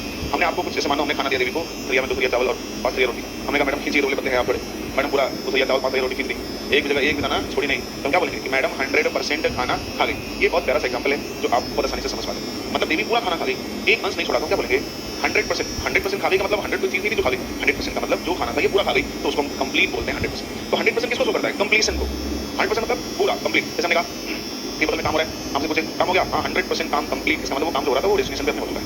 तो 100% किसको शो कर रहा है, कंप्लीशन को। अपनी जनरल भाषा को हम समझ रहे हैं, आप दोनों दूर बैठो, बैठा दूंगा मैं, आप ध्यान रखना इस बात, आप 100% का मतलब कंप्लीशन को शो कर रहे हैं। लेकिन अगर मैं मैथमेटिकल डिफिनेशन पूछूं कि व्हाट इज 100%, तो हम क्या बोलेंगे, देखो आप यहाँ पे समझिए, अंश और हर बराबर हुए हैं तभी 100% हुआ है। यानी हम बोलेंगे कि फ्रैक्शन में लिखा हुआ, भिन्न में यानी फ्रैक्शन में लिखा हुआ वो हर मान 100% कहलाएगा जब अंश के रिस्पेक्ट में हर और हर के रिस्पेक्ट में अंश, न्यूमरेटर के रिस्पेक्ट डिनोमिनेटर, डिनोमिनेटर के रिस्पेक्ट में numerator to each other are equal, then each every fraction value convert into the 100% value. अगर अंश के सापेक्ष हर और हर के सापेक्ष अंश अगर बराबर हो जाए तो वो हर भिन्नात्मक मान 100% कहलाता है। इसकी वैल्यू क्या होती है, फिर पूछे तो मैथमेटिकल डिफिनेशन ऐसे देना कि कोई भी भिन्नात्मक मान, कोई भी फ्रैक्शन मान 100% कहलाएगा यदि न्यूमरेटर के रिस्पेक्ट में डिनोमिनेटर, डिनोमिनेटर के रिस्पेक्ट में numerator to each other are equal, अगर ये बराबर हो गए तो 100% इनकी वैल्यू 1। जनरल भाषा में बोलना कि 100% का मतलब होता है कंप्लीट। इसी कंप्लीशंस को हम 100% से नोट करते हैं। हमने कुलर में चाय दिया, हमने कब लिया, बोला 100%, इसका मतलब कुछ छोड़ा नहीं, सब दिया। तो 100% समझ के भैया क्या होता है 1, क्लियर है ना। हाँ, अब देखो आगे बढ़ते हैं बच्चे, percent value, fraction value, percent value, fraction value, ठीक है ना। अब देखो यहाँ से 100% का मतलब क्या होता है, यहाँ पहुँचे 100% का बच्चे आधा करो 50% हो जाएगा, और यहाँ पे भी आधा करना पड़ेगा तो 1 बटा, बोलो सही है।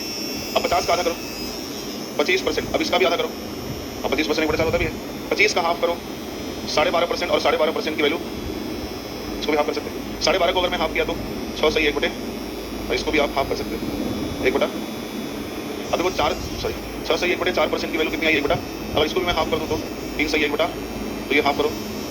याद रखना मुश्किल है, भूल जाओगे, लेकिन कंसेप्चुअली हर चीज़ भूली हुई भी याद हो जाएगी अगर आप इस कनेक्टिविटी को समझते हैं तो। समझ पा रहे हैं, क्लियर है ना। इसमें कोई दिक्कत है क्या, थोड़ा समय भी कम है तो छापते चलो, ये तो मैडम का डाउट था, ये नोट लिखना यहाँ से पूरा लिखना, ये एच और डब्ल्यू मत लिखना, होमवर्क बन जाएगा। आप पूरा हस्बैंड एंड देन एरो लगा के, भाई हमारा नोट्स है तो कुछ भी लिखो, ठीक है ना। क्लास की डिट्टो बात अपने नोट्स में छपनी चाहिए, तब टीचर की बात पूरी पूरी समझ में आएगी, ठीक है ना। स्मार्ट नहीं बनना है, क्योंकि है नहीं आप स्मार्ट एक ही आदमी है, वो है हम। अब ये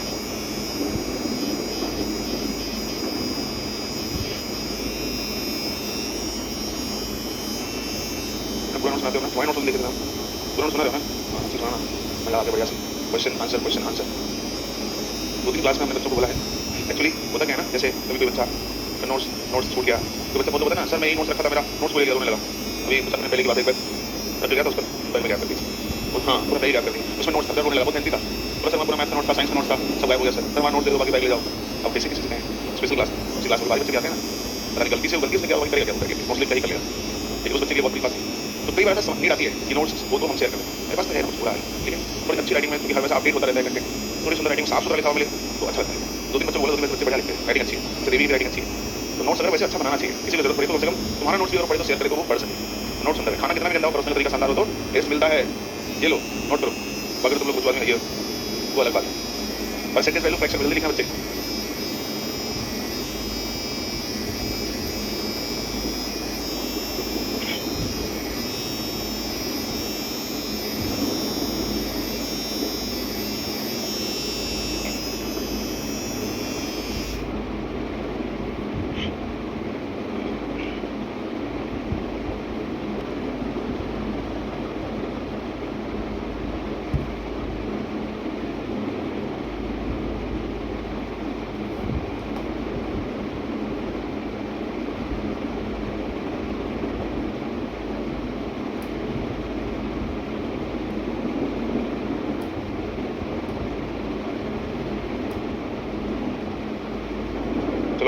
कर रहे हो बताओ, कहाँ तक पहुँच गए थे हम लोग?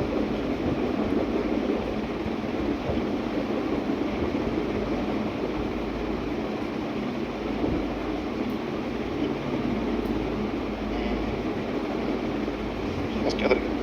आज कितना तारीख है?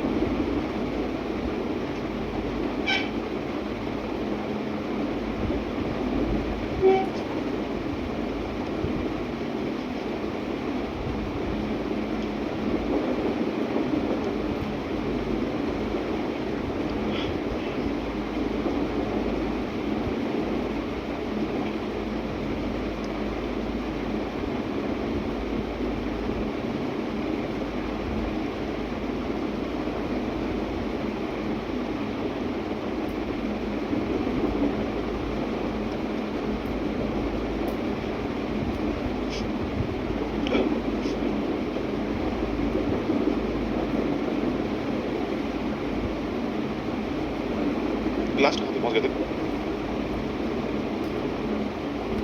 Percentage to fraction and fraction to percentage conversion, यही तो किया था ना कंसेप्ट नंबर सेकंड, कुछ लिखवा दिया था आपको, ठीक है, जहाँ तक लिखवा दिया था उसके आगे चलते हैं।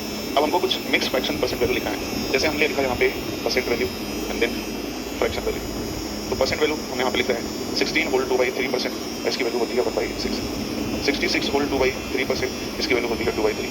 33 होल 1/3%, इसकी वैल्यू होती है 1/3। 22 होल 2/9%, इसकी वैल्यू होती है 2/9। 14 सही 2/7%, इसकी वैल्यू होती है 1/7। 37 होल 1/2%, इसकी वैल्यू होती है 3/8। 57 सही 1/7%, इसकी वैल्यू होती है 4/7। 44 सही 4/9%, इसकी वैल्यू होती है 4/9।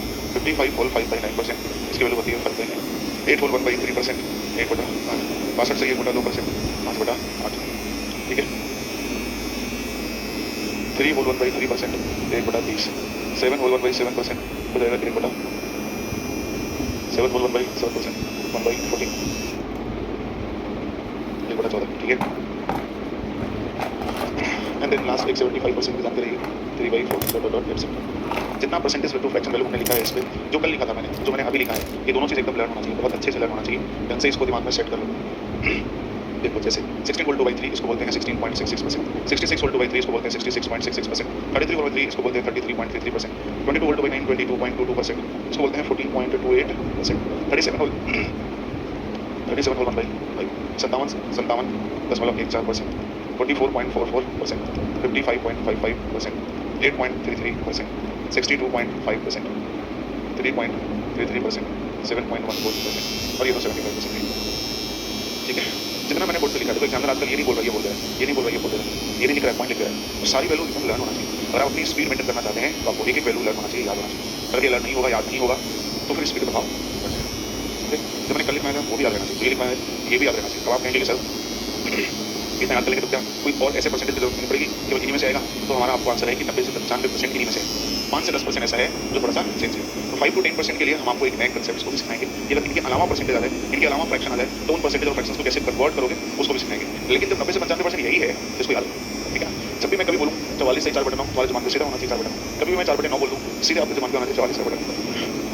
66.66 2/3, मैं कभी भी 2/3 बोल दूँ 66.66%। एकदम लर्न होना चाहिए, मतलब 1% का भी लेफ्ट राइट नहीं, तो स्पीड आपकी अच्छी होगी। नहीं तो आप नहीं बताएंगे, जल्दी से नोट करिए।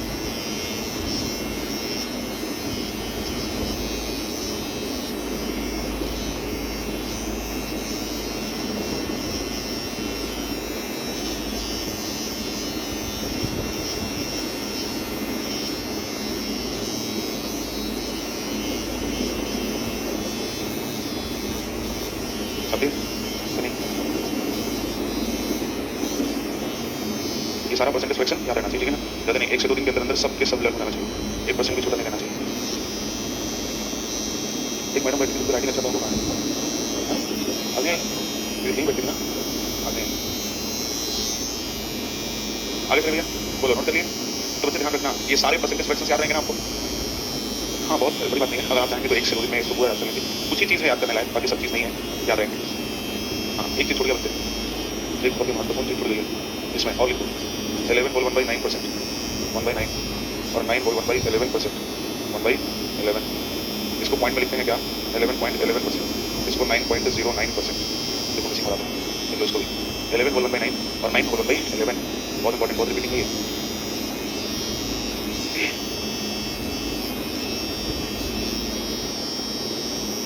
ठीक है बच्चे,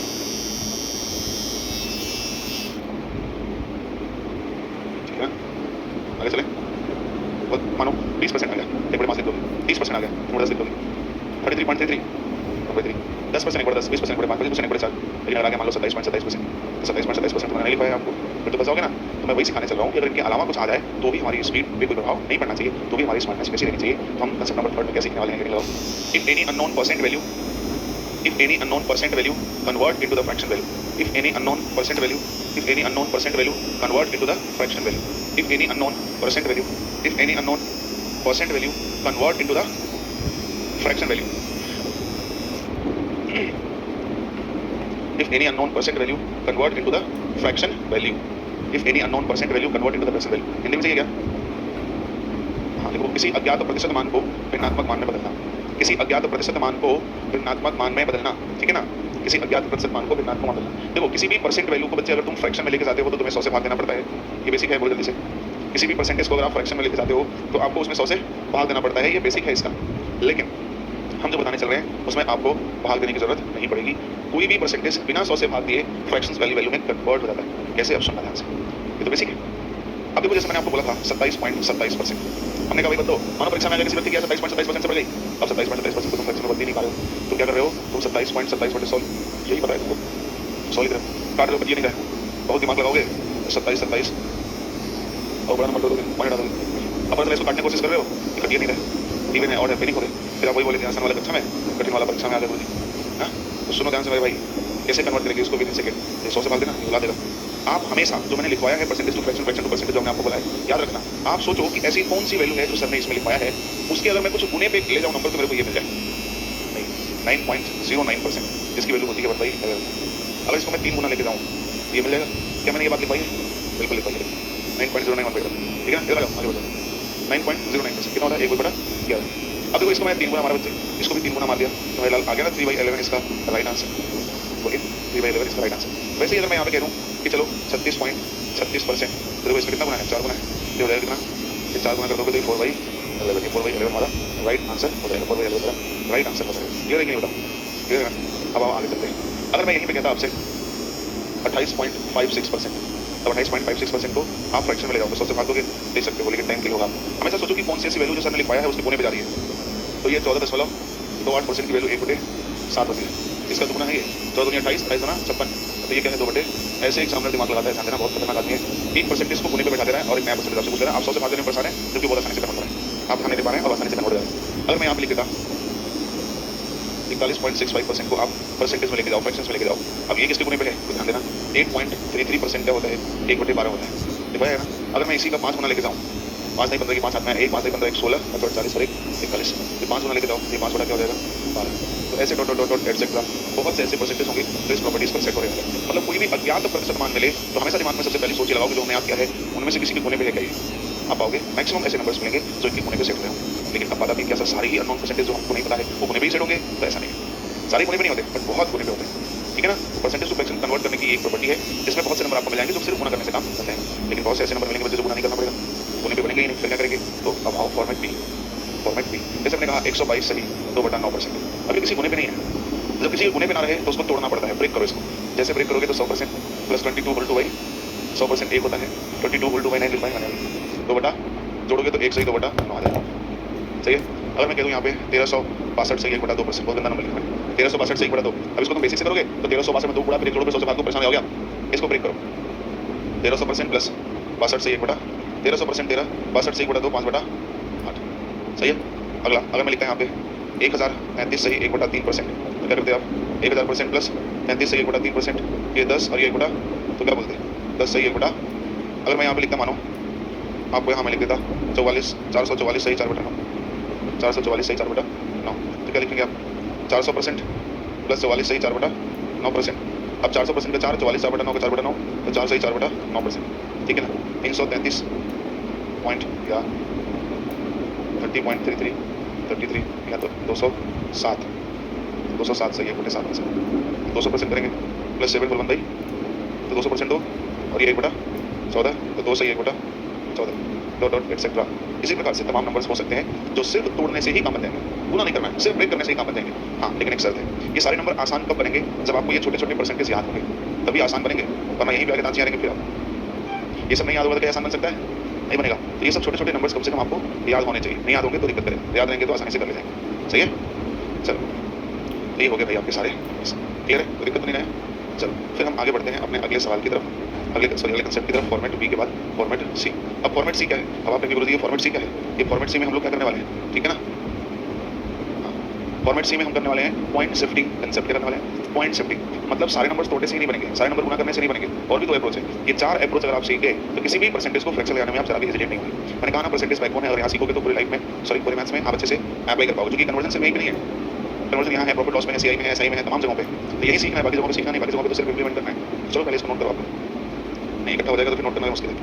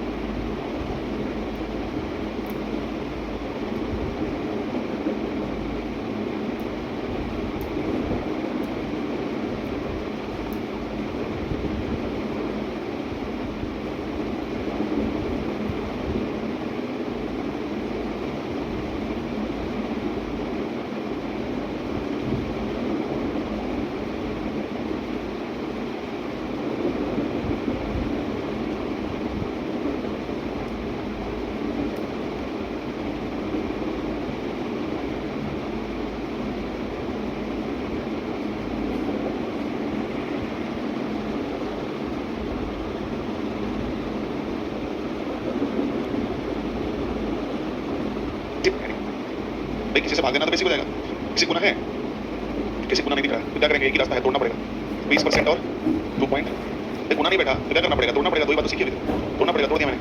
अब ध्यान दो, तोड़ दिया तो 20% को क्या लिख सकते हैं 1/5 एंड 2.5। अब बच्चा लोग का दिमाग क्या कहता है कि 2.5 बोलेगा यार छोटा नंबर तो है, बहुत बड़ा नंबर तो नहीं है 2.5, आओ यार कर लेते हैं बेसिक, 100 से भाग दे लेते हैं, कौन सी बड़ी छोटे नंबर तो है, बच्चा ये सोचता है। फिर यहाँ 25/30 चौका 100 बटा, इसका वैल्यू कितना निकाला, वो यही सोचता है कि छोटा नंबर तो है, आओ बेसिक कर लेते हैं, क्या ही बढ़िया। तो मैं कह रहा हूँ भैया ठीक है, बेसिक तो दुनिया करती है, आप भी कर रहे हैं, मैं आपको बताता हूँ कि आपको ये नहीं करना था, आपको करना था पॉइंट शिफ्टिंग कंसेप्ट, मतलब पॉइंट को शिफ्ट करना है। अब जैसे 2.5 लिखा है, अब 2.5 लिखा है तो इसमें 2.5 में पॉइंट को शिफ्ट कर दो, पॉइंट को हटा दो, क्या दिखेगा, अरे भाई पॉइंट हट जाएगा तो 25 दिखेगा कि नहीं, पक्का ना 1/4। अब पॉइंट लगा दो, जैसे ही पॉइंट लगाओगे तो तुमको यहाँ पे 1 0 पड़ जाएगा। तुमने बचपन में बहुत पढ़ा होगा, बहुत दशमलव ऐसे खिसकाया होगा, और नीचे 0 बढ़ते बढ़ते होंगे, याद करो बचपन में 6 7 8 दशमलव खिसकेगा तो 0 बढ़ेगा, 0 बढ़ेगा दशमलव खिसक जाएगा, बहुत काम किया होगा ऐसा। तो वही काम हम यहाँ कर रहे हैं, कोई नया काम नहीं कर रहे हैं, मतलब अपने पिछले बेसिक फंडे का ही एक कंसेप्चुअल इस्तेमाल कर रहे हैं। आपको ये भी नहीं लिखना था, और बोलिए दिमाग में 25 पॉइंट हटाओ, 25 पॉइंट लगाओ तो 1/4 में 0 नीचे आ जाएगा 1/40, फिर और बोलिए तो फिर क्या ये काम करने की जरूरत है, नहीं है। तो थोड़ा सा स्मार्ट बनिएगा और ये पॉइंट शिफ्टिंग का कंसेप्ट यूज़ करिए। 40 9/40, अगर मैं लिखता यहाँ पे मानो 13.33%, कैसे कन्वर्ट करें, तो ये देखो 10% प्लस 3.33%, 10% 1/10। अब देखो 3.33 हालांकि मैंने लिखवा दिया है, लेकिन अगर नहीं लिखवाया होता तो आपको पता है 33.33% की वैल्यू क्या होती है, हमको क्या चाहिए 3 के बाद ही पॉइंट चाहिए, मतलब पॉइंट शिफ्ट करना है इधर, तो 3.3333 चलेगा, एक पॉइंट शिफ्ट तो 1 0 आएगा, ध्यान रखना जितना पॉइंट शिफ्ट उतना 0 आएगा, नहीं समझेगा, ठीक है। तो यहाँ पे वैल्यू क्या जाएगी 1/30 और 1/30, इसका मतलब ये 30 हो जाएगा, और ये 3 1 4 हो जाएगा, 2/, दो बातें हमने सीखी हैं, एक यहाँ और एक यहाँ। बोलो एक देखो और करते हैं। चलो 17.5% से आय बढ़ गई, तो इसको परसेंट को फ्रैक्शन यानी 100 से भाग मत दो, पहले तोड़ो। ये 7 पॉइंट, अच्छा 10%, 7.5 में पॉइंट हटाओ 75, 75 3/40, हाँ 3/4 पॉइंट लगाओ 3/40। देखो वर्बली आंसर आ रहा है कि नहीं हमको ईमानदारी से बताना। 100 से भागने से ऊपर या नहीं, केवल पॉइंट को शिफ्ट करो, या तो गैप कर दो, या तो लगा दो, या तो हल्का फुल्का आगे पीछे खिसका दो, तुमको वो रूप दिखने लगेगा जो रूप तुम पहले से जानते हो, ठीक है ना। अब 3/40 एलसीएम हो जाएगा 40 और 4 3, तो ये डॉट डॉट एटसेट्रा जिसको हम लोग बोलते हैं दशमलव स्थानांतरित विधि हिंदी में, पॉइंट शिफ्टिंग कंसेप्ट। आप पॉइंट्स को यानी दशमलव को शिफ्ट करके काम बना सकते हैं। ये आओ एक छोटा सा क्वेश्चन और बताते हैं, देखो यहीं पे लिखते हैं जैसे 0.0000833%। लो अभी अंदर नंबर हो गया, तो आप जानते हो ये 8.33% जानते हो क्या होता है? अब बताओ 8 के कितने आगे जीरो आया है, तो इसका मतलब 12 के आगे कितना जीरो आएगा, बस ये इसका फ्रैक्शन है, ये इसका फ्रैक्शन वैल्यू है। अब आप इसको बेसिक से करते, हम लिख के दे रहे हैं आपको, कब फोड़ के रोते फिर कहते कि भैया इस बार एसएससी सीजीएल ने किया बड़ा बदलाव, पूछे गए कठिन सवाल, ये काम करते। तो नो डाउट मजा आया पॉइंट शिफ्टिंग देख के, एक इंटरेस्टिंग कंसेप्ट है, केवल दशमलव को शिफ्ट करके काम कर रहे हैं। लेकिन हाँ ध्यान रहे हर जगह तुमको उन छोटे छोटे परसेंटेज की जरूरत पड़ रही है जो मैंने आपको याद करने के बोला है। अगर नहीं याद करोगे तो दिक्कत में आ जाओगे, ठीक है, उसे याद रखना बहुत जरूरी है। अब एक अगला और last format D, format D अगला एंड लास्ट। और ये लास्ट जो है इसे कहते हैं कि भैया हम परसेंटेज में राउंड फिगर लेंगे, मतलब जैसे मैंने कहा 91 होल 2/3%, 91 होल 2/3% को फ्रैक्शन में लेके जाना है। अब इसे तोड़ने से काम बनेगा नहीं भी बन सकता है, गुना करने से तो नहीं दिख रहा है, तोड़ने से में भी बन सकता है, तोड़ने से काम बन जाएगा। कैसे बनेगा देखो 90% 1.66, 1 सही 2/3 का मतलब 1.66 होता है। अब देखो 90% का मान, अब देखो 1 पॉइंट, तुमको पता है 16.66 क्या होता है, पॉइंट शिफ्ट करो 1.666 आएगा, सही है ना, कितना आएगा 1 बटा, बोलो पॉइंट शिफ्टिंग काम आया कि नहीं। अब यहाँ पे क्या लिख सकते हैं हम लोग 1 बटा, यहाँ पे लिख सकते हैं हम लोग 1 बटा 60, एलसीएम 60, तो ये 6 9 54 और ये 1 तो 55 बटा 11 बटा, बोलो बहुत गंदा सा नंबर था, लेकिन हमने बहुत स्मार्टली कैलकुलेट कर लिया इसको। लेकिन मैंने कौन तरीका लगाया, ये तो वही तरीका लगा दिया पहले पढ़ के भी आ रहे हैं। लेकिन हमको लगाना क्या है, point shifting, sorry aggregate method, मतलब राउंड फिगर से बैक होना। मैं बताता हूँ दूसरा 91 होल 2/, ये किसके करीब में है 100, तो 100 में से क्या घटाऊँ कि ये मिल जाए, तो 100 में से 91 पहले घटाओ, पहले 91 घटाओ कितना आएगा 9 आएगा। अब तुमको 2/3 भी घटाना है, क्यों 100 में से 91 निकालना 9 आया, 2/3 भी तो घटाना है। अब बच्चे की सबसे बड़ी गलती क्या है कि 100 में से 91 निकाला 9, अब 9 में से 2/3 घटाएगा, अब 9 में से 2/3 घटाएगा, तो 9 में से 2/3 अगर घटेगा तो फाइनल आंसर क्या आएगा, 9 में से 2/3 अगर घटेगा तो फाइनल आंसर क्या आएगा। तो अब ये पूरे 9 में से 2/3 लोग घटाने लगते हैं, ये सबसे बड़ी आदत है भाई। अगर 9 में से 2/3 घटाना है तो पूरे में से 2/3 मत घटाओ, क्यों, क्योंकि 2/3 1 से छोटा है कि बड़ा, 2/3 1 से छोटा है कि बड़ा, साफ साफ क्लियर है कि छोटा है वो, तो 2/3 जब 1 से छोटा है तब तो वो 1 में से घट जाएगा, 9 में से घटा रहे हो। पहली बात, जैसे मानो कि आप एक बदमाश आदमी हो, आपके पास गुंडों की टीम है और कोई सामने वाला आक्रमण किया, कोई छोटा मोटा आदमी उसे हटा देगा, तो बॉस की जाने की जरूरत है, बॉस तो जाएगा ना जब बहुत बड़ा गुंडा रहेगा। तो भैया 9 में से क्यों हटा रहे हो, 2/3 तो 1 छोटा है, और इसको ऐसे लिख सकते हो क्या 8 + 1 - 2 लिख सकते हो। इसमें से 8 तो सेफ है, लेकिन 1 में से 2/3 निकलेगा तो इसका मतलब यहाँ से 1/8 से 1/3% निकालना पड़ेगा, तो तुमको ये मिल जाएगा। अब 100% की वैल्यू क्या होती है, इसकी वैल्यू क्या होती है बताया 1/12, 12 1 12 में से 1 11 बेटे, इसको भी मैं लिख रहा हूँ तो समझ में आया कैसे घटाया, घटाने में टाइम किल नहीं करना, समझ में आ रहा है मेरी बात की नहीं। चलो 191 होल 2/3% इसके करीब में है, 200 में से घटाओ 191 घटाओगे, 9 में से 2/3 निकालना है, तो ये तो 1 में से ही घट जाएगा, क्योंकि 2/3 तो 1 छोटा है, तो 1 तो बिल्कुल सेफ हो गया। अब 1 में से 2/3 निकलेगा तो 1/3 यानी 8 होल 1/3% को क्या करना पड़ेगा, यहाँ भी घटाना पड़ेगा। अब यहाँ जैसे घटाओगे तो हो जाएगा 2 और 1 बटा 12, 12 दूनी 24 में से 1 गया 23 बटा 12, हमने लिखा 57 85 होल 5/7%, 85 होल 5/7%। अब इसको तोड़ने से काम बनेगा नहीं, तोड़ने से तो आपको कुछ काम बने ना बने अलग बात है, बदोबस्त बना ले अलग बात है, लेकिन तोड़ने गुना करने से ज़्यादा बेहतर है कि अपना काम इसको राउंड फिगर ले आने से बन जाएगा। अब इसको राउंड फिगर ले जाओ 100 में 50 निकालो, अब 15 में से 5/7 निकलेगा, 5/7 तो 1 छोटा है, जब 1 से छोटा है इसका मतलब 14 + 1, ये तो 1 में से ही घट जाएगा, 14 तो पूरा रहेगा, 1 में से 5/7 इसका मतलब 14 सही 2/7 अगर घटा दूं मैं तो अपना काम बन जाएगा, अगर घटा दूं तो अपना काम बन जाएगा। अब 100% का मतलब 1, 14 से 2/7 1/7, 7 में से 1 गया 6/, ठीक है नहीं ठीक है, देखिए तो हमने आपको इतने तरीके बताए, कौन कौन से बताओ। पहला क्या बताया, गुना करना, गुना से काम बने तो तोड़ना, तोड़ने से काम न बने तो पॉइंट शिफ्टिंग, और पॉइंट शिफ्टिंग के साथ साथ राउंड फिगर से बैक हो जाना। इनकी हिम्मत ना होगी इनमें से ना लगे, इनमें से 100% लगे। फिर भी मैं वो सबसे लास्ट केस बता रहा हूँ कि मानो फिर भी कोई ऐसा छोटा मोटा केस दिख जाए जिसमें आपको लगेगा इसमें कुछ समझ नहीं आ रहा है, इसको कौन सा स्टेप करना है, तो वो 2-4% केस हो सकते हैं मे बी, तो फिर वहाँ पे इन जनरल बेसिक लगा लेना। लेकिन अगर 90% लॉजिकली चलने तो बहुत अच्छी चीज़ होगी। 5% वो तो दुनिया जाएगी, दुनिया 100% भाग रही है, कम से कम 90% लॉजिकल है, 10% केसेस में तो दुनिया भी भाग रही है, तो हमें जरूरत पड़ी तो ठीक है ना। लेकिन नहीं पड़ने की जरूरत, क्योंकि टेक्निकल चीज़ें परीक्षाओं में आती हैं और सारी चीज़ों पर बहुत स्मूथ काम करते हैं, ठीक है ना। तो जल्दी से जाओ, फटाफट इसको नोट करो, ठीक है ना। हेडिंग लगाया है पॉइंट शिफ्टिंग कंसेप्ट, दशमलव स्थानांतरित विधि, फॉर्मेट मैडम फॉर्मेट सी, नाम लिखते हैं ऐसे हो जाएगा तुम्हारा पढ़ना।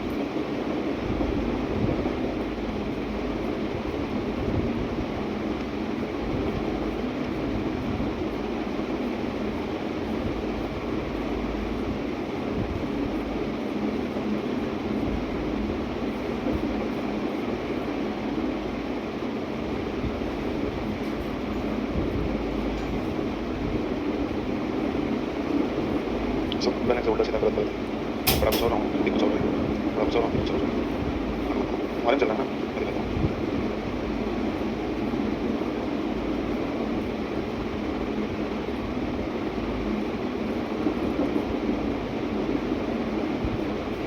मतलब नहीं था उसका, कुछ नहीं पता है, मतलब है आपका भी 12 है ना, 12 है, पता चल गया, क्या है 12 है, न्यू स्टेटस क्या लिखा, real number trigonometry prime number number system number सब कंप्लीट होता है, कंप्लीट बंद ना अनबैलेंस है पूरा, जब बोलो पहले सही करें फिर बनने बनाने की बात करें।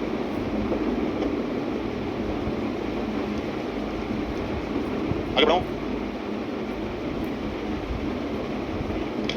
घर पे जाकर रिवाइज करते हो ना, हाँ थोड़ी मेहनत करना है सब चीज़ों पे, क्योंकि हम भी बहुत मेहनत से पढ़ा रहे हैं। भागना होता है, मैंने कल भी कहा था ना, भागना होता है मैं बहुत जल्दी भागूंगा, पता नहीं पा पाओगे, लेकिन हम खुद अंदर से सेटिस्फाई नहीं हो पाएंगे। हमने कभी भी दर्द के साथ चीज नहीं करी तो हमारे साथ भी नहीं करेंगे। बस अपना प्रेम बनाए रखना, जैसे आप चल रहे हो चलते रहना, और जिस तरह से सिखा रहे हैं उस तरह से सीखते रहना। बहुत ज़्यादा होगा बच्चे, एक क्लास की जगह 2 क्लास लगेगा, इतनी होगा, और उससे ज़्यादा 3 लग जाएगा, इससे कुछ नहीं होने वाला है, लेकिन हम बेहतर तरीके से सीख के निकलेंगे, ठीक है। हाँ तो जैसे कर रहे हैं वैसे करते चलो, जैसे सिखा रहे हैं वैसे सीखते चलो, सारे रूल्स रेगुलेशंस कंसेप्ट्स आपके दिमाग में होना चाहिए। मैं कभी यूज़ में लाऊं, कभी आगे मैं बोलूँ, ऐसा नहीं कि आप लोग वैसे करने क्या था नहीं आ रहा है, ऐसा स्थिति नहीं आना चाहिए, समझिए। क्योंकि आपके पास पर्याप्त समय है और हम लोगों को 12 तारीख का मैच है, तो हम लोग 12 तारीख को मैच खेल रहे हैं, क्या आप लोग मैच खेलेंगे? हम लोग का टीचर्स और मैनेजमेंट का मैच है, उत्कर्ष हर साल करवाता है, पिछले साल भी हुआ था, इस साल भी मैच है, ग्राउंड बुक हो गया है, और 2 मैच है, 2 मैच में से दोनों ओवर जो जीत जाएगा वो फाइनल जीत जाएगा, सॉरी 3 मैच है, जो 2 जीतेगा वो फाइनल जीतेगा, 2 जीतेगा आ जाएगा। कौन सा ग्राउंड है जी? नहीं ग्राउंड डिसाइड हो गया, ग्राउंड डिसाइड हो, ग्राउंड पेड ग्राउंड है, पेड ग्राउंड है, पेड ग्राउंड डिसाइड हो गया है, और हम लोग का मैच है 12 तारीख को संडे को। इसकी हेडिंग कुछ मिनट बस लिख लीजिए, सबके ड्रेस अलग अलग, सबके ड्रेस बने हैं, सबका जर्सी नंबर भी आ गया है, तो वैसे नहीं जाएंगे, तो वैसे खेलते नहीं है, खेलते नहीं, थोड़ा सा मेडिकल प्रॉब्लम है सर को, सही से नहीं जाते, मे भी उनके मूड के ऊपर है। हाँ तो कितने बजे है मैच? वहाँ 12 बजे स्टार्ट है, हो सकता है यहाँ से सीधे चले जाए, हम लोग क्रिकेट का जो मैच है वो 12 बजे स्टार्ट है, 2 अंपायर भी आए हैं, पेड अंपायर, हाँ प्लेयर हम लोग, और स्कोर बोर्ड चलेगा हमारा, उत्कर्ष व्यवस्था हर व्यवस्था भी करता है, टेंशन मैनेजमेंट, टीचर्स और मैनेजमेंट के बीच मैच रहेगा, टीचर और मैनेजमेंट दोनों हैं, प्राइस मनी नहीं है, प्राइस कुछ गिफ्ट है, और उसके बाद जैसे फील्डर्स को क्रिकेटर्स को कोल्ड ड्रिंक और स्नैक्स वगैरह मिलता रहता है ना, सारी अरेंजमेंट है, वॉलंटियर मतलब सब हैं, घूमने आ ही सकते हैं, क्या बोलिए, दर्शक जोश बढ़ाएंगे खुद का जोश ढीला है, कोल्ड ड्रिंक चाहिए तो फिर क्या जोश बढ़ाएंगे।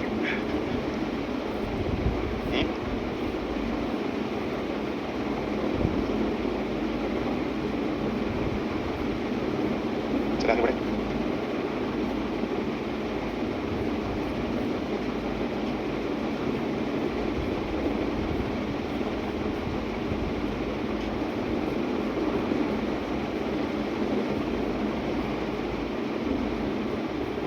कौन सा पहला दूसरा सेकंड वाले को मैंने क्या किया 100%, सेकंड वाले को मैंने 100% ग्राउंड क्लियर किया, 100 में से 91 निकालो, 9 आएगा, 9 में से 2/3 और निकालना है, तो मैंने कहा कि 2/3 तो 1 से छोटा है, तो 2/3 तो 1 में से ही घट जाएगा, तो 9 में से क्यों घटाओगे, 9 को मैंने 8 + 1 लिख दिया, जिसमें 8 बिल्कुल सेफ है, वो जो 1 है ना वो 1 में से 2/3 घटेगा तो 1/3 आ जाएगा, तो 8 होल 1/3 बचेगा, तो 8 होल 1/3 अगर हम घटाते हैं 100 में से तो 91 होल 2/3 आ जाएगा, तो 100% 1 होता है, 8 होल 1/3 = 12 होता है, 11/12 आ जाएगा, ठीक है। तो जाके एक बार इसको दोबारा से भी देखने की कोशिश करना, ठीक है ना, सब समझ में आ जाएगा, बहुत छोटी सी कंसेप्ट है ये। आज तो वो पूरा भी पढ़ा था सुबह आप लोग की तरफ पढ़ा था कि नहीं, तो 14 तारीख को नहाएंगे आप लोग, हाँ 14 तारीख को नहाएंगे नहाएंगे, मेरा 14 दोनों नहा लीजिएगा, पता नहीं कब है, 2 दिन मना रहे हैं लोग, और 14 को कोई ऐसा नहीं कि तेल पानी लगा के दूसरे खाने लगे नहाया है, नहा लीजिएगा।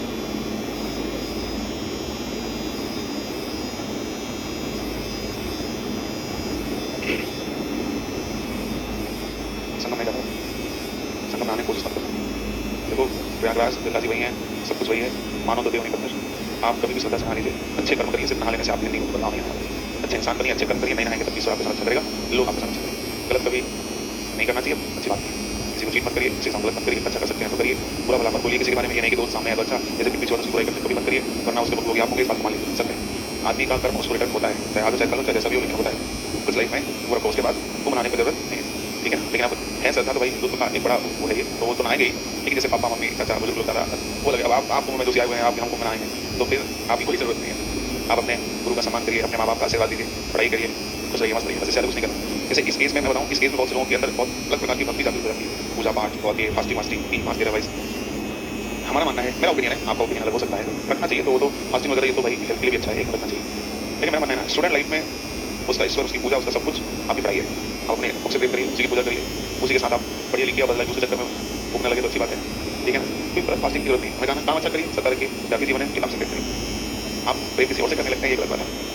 उसके लिए भी ईश्वर ने समय बनाया है, कहीं नौकरी पा ली है, लाइफ का एक पड़ाव पहले अचीव कर लीजिए, फिर लाइफ के दूसरे पड़ाव में प्रवेश करेंगे। अब अभी ये चाहेंगे कि अभी भी जिंदगी के उन सब चीज़ों में इनबिल्ड हो जाए जिन चीज़ों को कोई मतलब नहीं है, ना कोई फ्यूचर है, ना कोई लाइफ है, अब कर सकते हैं। मैं तो अपने विद्यार्थियों को ये कहता हूँ, बाकी ऐसे भी समझा सकते हैं, क्यों हमसे सारे जानते हैं, सही बात बोलेंगे नहीं जानते, अरे पढ़ाई लिखाई बात नहीं करना है, बाकी फील्ड में तो आप लोग मार हासिल है, चलेंगे इधर और देखेंगे तिरछा, और घर जाकर के उसी के बारे में सोचते रहेंगे। सही बोल रहे हैं नहीं, विद्यार्थी कल्पनाओं में जी रहा है, चलो कल्पना में रहो ज़्यादा अच्छा। आज के लिए इतने करेंगे बच्चे, समय भी हो गया, नेक्स्ट क्लास में इसके आगे चलेंगे, कंसेप्ट नंबर लिख लो 4, कंसेप्ट नंबर 4। कल हमारा ये कंसेप्ट खत्म हो जाएगा, हम सवाल करेंगे, ठीक है।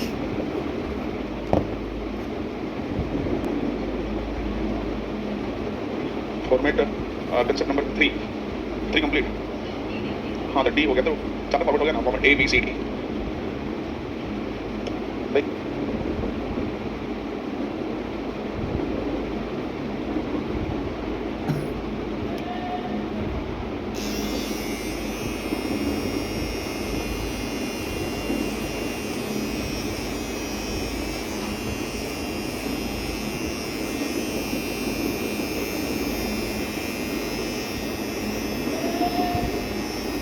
क्वेश्चन नंबर क्या था, हाँ सॉरी, क्वेश्चन नंबर नहीं, कंसेप्ट चल रहा था ना, आराम से देखिए, इतना देर तक खाते तो क्वेश्चन बढ़ जाएगा, धीरे धीरे खांसी।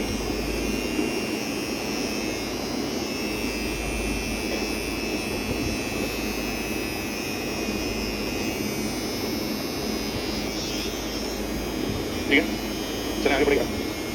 अब बच्चे नेक्स्ट अगले कंसेप्ट पे, कंसेप्ट नंबर 4। हमने कल सीखा था किसी अननोन परसेंटेज को अगर फ्रैक्शन ले जाना है तो कितने तरीके हैं, हमने कितने सीखा था, 4।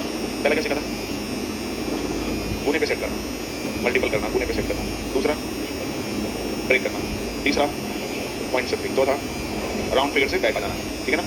वेरी गुड, आप लिखो अगला। देखो वो तो हमने सीखा किसी परसेंटेज को फ्रैक्शन ले आना, लेकिन मानो बच्चे अगर किसी फ्रैक्शन को परसेंट ले जाए, किसी फ्रैक्शन को परसेंट ले जाए तो क्या करेंगे, ठीक है ना। दवा heading, if any unknown fraction value, if any unknown fraction value convert into the, if any unknown fraction value, if any unknown fraction value, if any unknown fraction value convert into the percent value, convert into the percent value, convert into the percent value, नहीं बोलना पड़ेगा। किसी भिन्नात्मक मान को प्रतिशत मान में बदलना, किसी भिन्नात्मक मान को प्रतिशत मान में बदलना, ठीक है ना। किसी भिन्नात्मक मान को प्रतिशत मान में बदलना, किसी भिन्नात्मक मान को प्रतिशत मान में बदलना, समझ गए भाई। चलो बच्चे ध्यान देना, फॉर्मेट ए, फॉर्मेट ए क्या कहता है।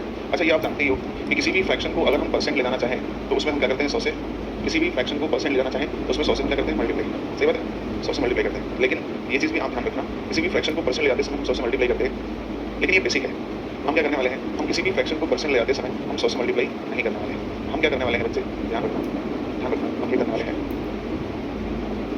जैसे जैसे अच्छा बताओ, 1/2 लिखा था, क्या बोलोगे, 50%, 1/3 बोला 33.0, 1/4 बोला 25%, 1/5 बोला 20%, 2/5 बोला 40%, 1/7 14.28, ठीक है ना।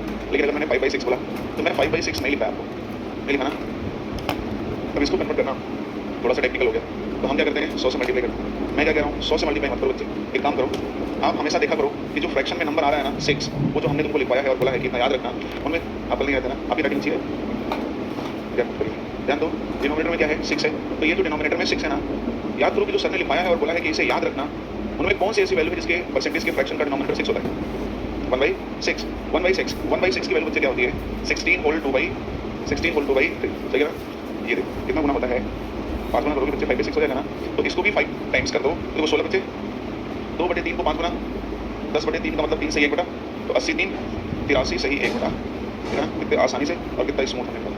100 से बाहर मल्टीप्लाई करना पड़ा, नहीं करना पड़ा ना, आराम से निकाल लिया। तो किसी भी फ्रैक्शन को परसेंट ले आना है ना, तो आप 100 से मल्टीप्लाई मत करो, आप ये काम करो। अच्छा, अब आपका प्रश्न ये हो सकता है कि सर क्या हर बार इसी तरह हम सोचेंगे? बिल्कुल सोचिए, लेकिन कुछ और भी तरीके नहीं सोचने के। जैसे 5/6, तो 5/6 को आप ऐसे भी कर सकते हो। क्या तुम इसको ऐसे लिख सकते हो? जल्दी बताना। 1 - 1/6 मतलब फ्रैक्शन को तोड़ने की कोशिश करो। अब देखो 1 की वैल्यू और 1/6 की, अब घटाना है। 100 में से 16 गया, 84 हुआ। अब 84 में से 2/3 निकालना है, तो 2/3 1 से छोटा है, तो वो तो 1 से निकल जाएगा। इसका मतलब 83 तो सेफ है। अब 1 में से 2/3 निकलेगा, तो घटाना भी हमने आसानी से सीख लिया, वरना घटाने में भी टाइम वेस्ट करते हैं लोग। समझ पाए कि नहीं समझ पाए? तो ऐसे कर सकते हो। या फॉर्मेट सी क्या कहते हैं? फॉर्मेट सी कहता है कि भैया ये जो फ्रैक्शन है ना, उसमें डिनोमिनेटर को ऐसे 2 भागों में तोड़िए कि मल्टीप्लाई करने पे ही आए, जोड़ने या घटाने पे ही आ जाए। समझ रहे नहीं? मल्टीप्लाई करने पे आ जाए, जोड़ने या घटाने पे क्या आ जाए, नोमरेटर आ जाए। तो 3 2 9 6, 3 2 जोड़ने पे आ रहा है तो 1/2, जोड़ने पे आ रहा है तो प्लस 1/2 का मतलब, और 1/3 का मतलब 33 होल 1/3, तो इसको जोड़ दो, 83 होल 1/, सही हो गया? कौन सा कोड निकल जाएगा? फॉर्मेट डी, हमने ये नहीं कहा कि हर बार बनेगा, हमने कहा इनमें से ही बनेगा। या तो सी लगता है या तो फर्स्ट लगता है। तुम ये बताइए अपने दिमाग में, मत पाना कि हर चीज़ एक ही से लगता है। नहीं, हाँ वही तो पता नहीं,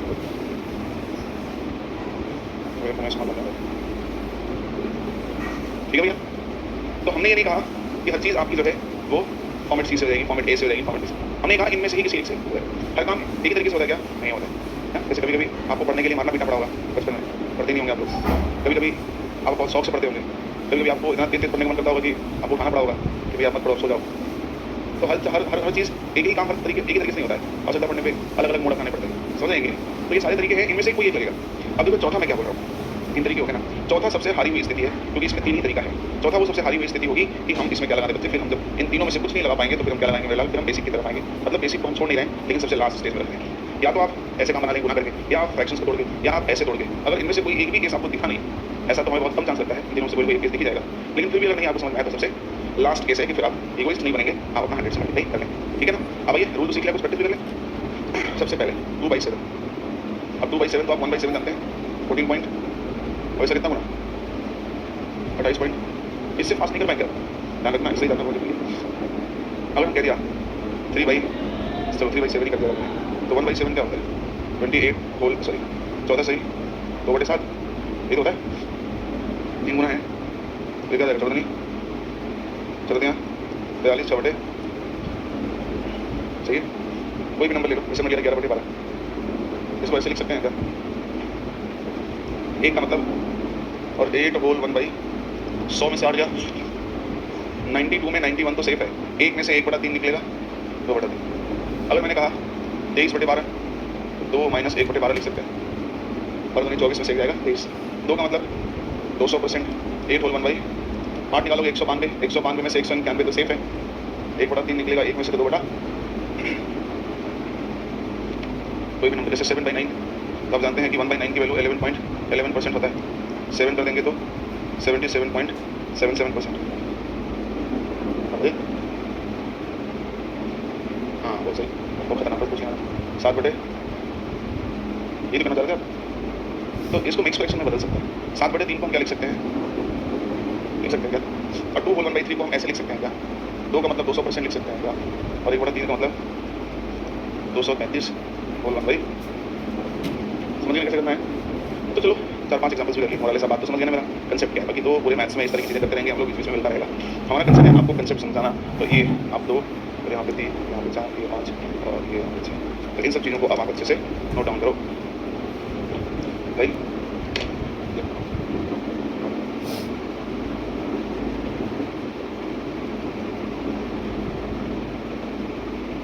हमारा कंसेप्ट खत्म कितनी हो रही है? 400 से 300 से खत्म हो रही है। विद्यार्थी 2 रुपये 4 रुपया खर्च कर सकता है, बहुत बड़ी चीज़ नहीं है, तो इसलिए ये ऐसा किया गया, बाकी और कोई कारण नहीं था। अब क्या है B10,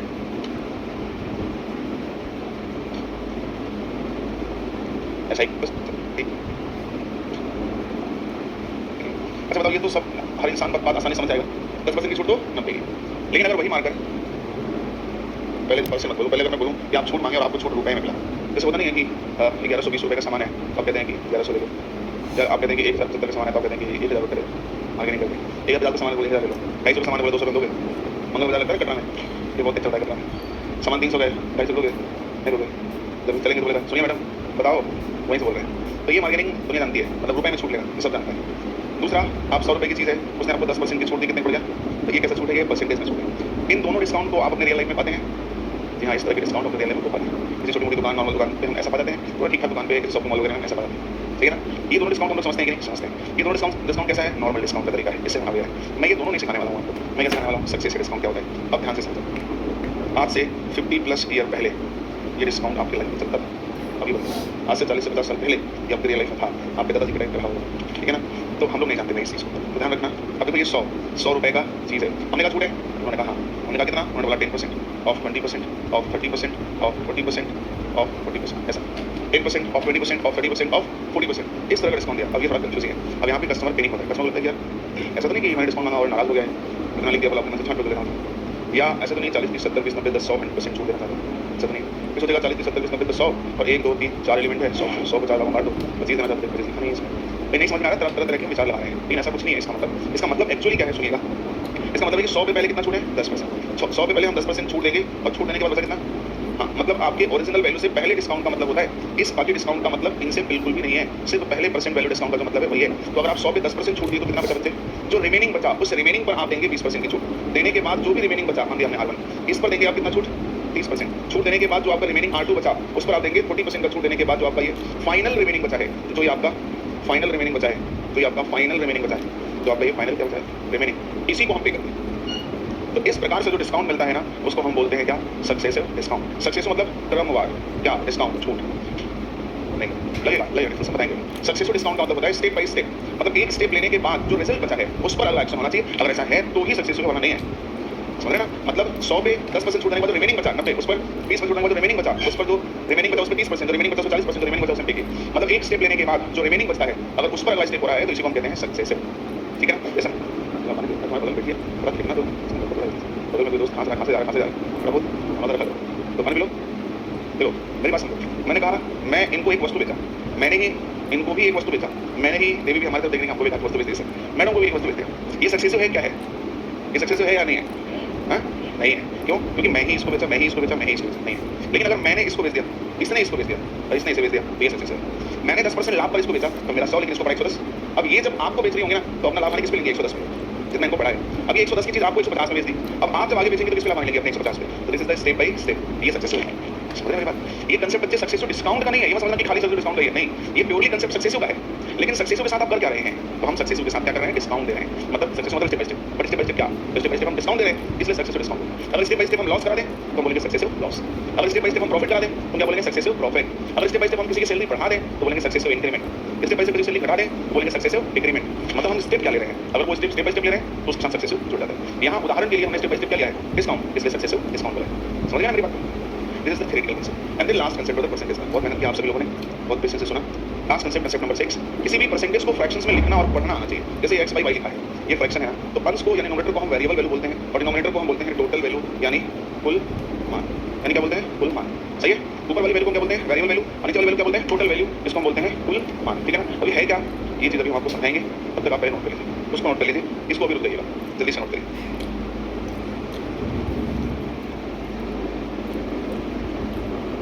ये टोटल वैल्यू क्या है तो ध्यान दो, जैसे मैंने कहा 10%, तो फ्रैक्शन क्या होगा? 1/10। हमारे बोलने के अनुसार ये क्या होगा? Variable value. और ये क्या होगा? प्रश्न है कि सर ये क्या है? वेरिएबल क्या है? टोटल। ध्यान से सुनना, ये वेरिएबल क्या है, ये टोटल क्या है, ये इस बात पे डिपेंड करता है कि जो ये आप परसेंट वैल्यू लिखे है ना, ये क्या है? ये परसेंट वैल्यू किसके लिए बोला जा रहा है? परसेंट वैल्यू क्या बताना चाह रहा है? परसेंट वैल्यू क्या इंडिकेट कर रहा है? इन सभी बातों पर निर्भर करेगा कि वेरिएबल क्या होगा, टोटल क्या होगा। जैसे मैंने बोला 10% प्रॉफिट है, मैंने क्या बोला? 10% प्रॉफिट है, तो वो 10% किसको शो करना है? प्रॉफिट को। 10% प्रॉफिट है तो जो बोलेगा परसेंटेज वैल्यू, सामने वाली वैल्यू को हम वही मानते हैं हमेशा। अगर ये 10% प्रॉफिट है तो प्रॉफिट कितना है? 1 का। किस पे? टोटल वैल्यू अगर हमारी 10 थी किसी वस्तु की तो उस पे 1 का प्रॉफिट है, मतलब सही हो जाएगा 11। हमने कहा किसी वस्तु पे 10% की हानि हो गई तो जो बोलेंगे सामने वही है। 10% की हानि हो गई तो हानि कितनी हुई? 1 का। किस पर? यदि वस्तु का टोटल वैल्यू 10 था, प्रारंभिक वैल्यू 10 थी, शुरुआती वैल्यू 10 थी, कुल मान 10 था, तो उस पे 1 की हानि हो गई, मतलब हो गया 9। हमने कहा मान लो देवी जॉब में है, हमने कहा इनकी सैलरी 10% से बढ़ गई, तो सैलरी 10% से बढ़ गई तो कितनी बढ़ गई? 1। यानी अगर इनकी कुल टोटल सैलरी 10 थी तो ये 1 होगी, 11 होगी। इनकी सैलरी 10% घट गई, 10% घट गई तो कितनी घट गई? 1। यानी इनकी टोटल 9 थी, 10 थी तो 9 होगी। तो मेरी बात समझ रहे हैं? जैसे हमने कहा किसी व्यक्ति की आयु 10% बढ़ गई, तो 10% बढ़ गई तो कितनी बढ़ गई? 1, यानी अगर उसकी टोटल आयु पहले 10 थी, 1 बढ़ के, समझिए पक्का? जैसे मैंने कहा हमारी कक्षा में आज 10% विद्यार्थी अधिक हैं, तो 10% विद्यार्थी अधिक है मतलब कितने अधिक हैं? यानी कक्षा में हमारे कुल कितने विद्यार्थी थे पहले? 10, तो आज एक अधिक है मतलब 11। समझ पा रहे कैसे पढ़ रहे हैं इसको? बस चलिए इसको मेन तो यही है, एक एग्जाम्पल मिल गया। उसके बाद मेरी तरफ से आपका कंसेप्ट समाप्त, सीधे सवाल सीधे पढ़ोगे सब पढ़ गया। अब इम्पोर्टेंट है इसमें से सीएल में मूल्य 5 था तो 1 का प्रॉफिट हुआ, यानी कितना हो गया? सही है। आप क्या करते हैं? जैसे मैंने कहा किसी वस्तु को 20% प्रॉफिट हुआ है, इसका मतलब कि अगर पहले 100 था तो आज 100, ये तो लिखते हो ना आप लोग, इसे काटोगे तो 2 पंजे 10, 2 छक्के, आप ये करते हो ना। मैं इसी चीज़ को डायरेक्ट लिखना सिखा रहा हूँ, आपको परसेंटेज में लेके नहीं जाना देना चाहता, आपको परसेंट अब हम सुनना जरा सा। ये क्या है? हाँ ये 20% है, ये परसेंट है। परसेंट कहाँ गया और फ्रैक्शन फॉर्म कहाँ ले आए? हम लोग को ये भी शुरू सिखा रहे हैं कि परसेंटेज फ्रैक्शन रेशियो पढ़ना लिखना और कन्वर्जन करना अगर तुम जान गए, लिख के ले लो 70 से 80% की जो खुरापात होते हैं ना सवालों में, उसको तुम्हारी अच्छी ग्रिप रहेगी। अब देखो ना परसेंटेज से कहाँ गए? फ्रैक्शन से। इसका मतलब गारंटी है रेशियो से हम फ्रैक्शन जा सकते हैं और यहाँ से कहाँ जा सकते हैं? इसका मतलब परसेंटेज फ्रैक्शन रेशियो आपस में इजीली क्या हो रहा है? कन्वर्ट हो रहा है। तो इनको लिखना और पढ़ना आना चाहिए, अगर आएगा तो आप अच्छे टेक्निकल स्टेटमेंट्स क्वेश्चन को बढ़िया डील कर पाओगे, ठीक है ना। अब अगर मैं बोलता कोई भी चीज़ बोल लो, अगर मैं आपसे कहूँ कि किसी व्यक्ति का या किसी वस्तु का आप मार्केट में सब्जी खरीदने गए, मानो आप मार्केट में कुछ भी मान लो मिल्क लेने गए और मिल्क का मूल्य 20% बढ़ गया 1/, इसका मतलब ये हुआ कि 20% अगर मूल्य बढ़ गया तो मूल्य कितना बढ़ा? यानी अगर पहले उसका टोटल मूल्य कुल मूल्य 5 रुपये लीटर था तो आज 1 बढ़ के कितना हो गया? 6 रुपये लीटर हो गया। समझें? जो ये बोलेगा सामने वाले को वही मानेंगे, तो भी वही करेंगे। परसेंटेज का फ्रैक्शन निकालो, 27.7% बोलेगा तो इसका भी फ्रैक्शन कुछ ना कुछ तो आएगा ना, कुछ ना कुछ तो आएगा। इतना परसेंट बढ़ गया तो इतना बढ़ गया, यदि पहले इतना था तो पढ़ने का तरीका तो वही है ना। परसेंटेज कुछ भी हो, आप ये कतई मत समझना, आप जैसे एक्स वाई लिखा है ना, कतई मत समझना कि एक्स बड़ा होगा वाई से, कभी नहीं होगा। हमेशा अंश छोटा होता है डिनोमिनेटर से, और अगर बड़ा है तो हम छोटा कर लेंगे उसको। जैसे 7/3 है तो हम छोटा कर लेंगे, 7/2 है छोटा कर लेंगे उसको, मिक्स फ्रैक्शन में लिख देंगे, ठीक है ना। और हम कहते हैं छोटा बड़ा करने की जरूरत नहीं, कितना 7/2 भाग बढ़ गया तो 7 बढ़ गया, कितना था पहले तो 9 हो गया, समझ गया। हमें इसमें कोई दिक्कत नहीं है, लेकिन परेशान होइए, बस ध्यान रखिए जो बोलेगा सामने वाला वही होगा, और नीचे वाली वैल्यू उसके रिस्पेक्ट में उसकी टोटल वैल्यू मानी जाएगी, समझे। अगर हम कहें कि आप 33.33% पहले से ज़्यादा स्मार्ट विद्यार्थी हो गए, इसका मतलब इतना परसेंट आप ज़्यादा स्मार्ट हो गए, या आपकी स्मार्टनेस इतनी परसेंट बढ़ गई तो कितनी बढ़ रुक जाओ, कितनी बड़ी? 1। यानी अगर आप पहले टोटली 3 यूनिट स्मार्ट दिखते थे तो आज वो 1 यूनिट, आप 4 यूनिट स्मार्ट हो गए पहले से, मतलब आप 4 यूनिट हो गए, पहले से 1 यूनिट अधिक हो गए। मैंने फिर तो रटोगे तो हमारा ऐड नहीं करना है। ऐसा भी तो बोल सकता है कि आप 33.33% कम स्मार्ट हैं आप, हाँ, तो आप उसको दिमाग में रखो, क्यों कह रहा है? बढ़ने की बात करेगा, जोड़ लेंगे, घटाने की बात करेगा, घटा देंगे, लेकिन जो भी घटने बढ़ने कहने सुनने की बात करेगा वो यही वाले के बारे में बोलेगा। इसके रेस्पेक्ट में ये वाला क्या कहलाएगा? टोटल मान, कुल मान, इसी के सापेक्ष बढ़ेगा, इसी के सापेक्ष घटेगा, ठीक है भैया। चलो अब हमको बताओ पहला कंसेप्ट क्या पढ़े थे? पहला कंसेप्ट क्या पढ़े थे? बेसिक कैलकुलेशन ऑफ परसेंटेज, जिसमें पहला फॉर्मेट क्या पढ़ा था? बेसिक। दूसरे में नंबर तोड़ना, परसेंटेज के बैक साइड से आना। कॉमेंट्री में C9, कॉमेंट्री में A% of B = B% of A, ठीक है ना। फिर कंसेप्ट 2 में क्या सीखा? Percentage to fraction, fraction to percentage conversion, मैंने लिखा है, याद रखना। फिर मैंने सिखाया कि किसी अननोन परसेंटेज को फ्रैक्शन में कैसे ले जाओगे, उसके 4 तरीके बताए, गुना करना, तोड़ना, पॉइंट शिफ्टिंग करना, राउंड फिगर से बैक आना। उसके बाद आज मैंने सीखा कि अननोन फ्रैक्शंस को परसेंट कैसे ले जाओगे। फिर मैंने सीखा सक्सेसिव का कंसेप्ट क्या होता है। फिर मैंने सीखा किसी परसेंटेज को फ्रैक्शंस में लिखते और पढ़ते कैसे।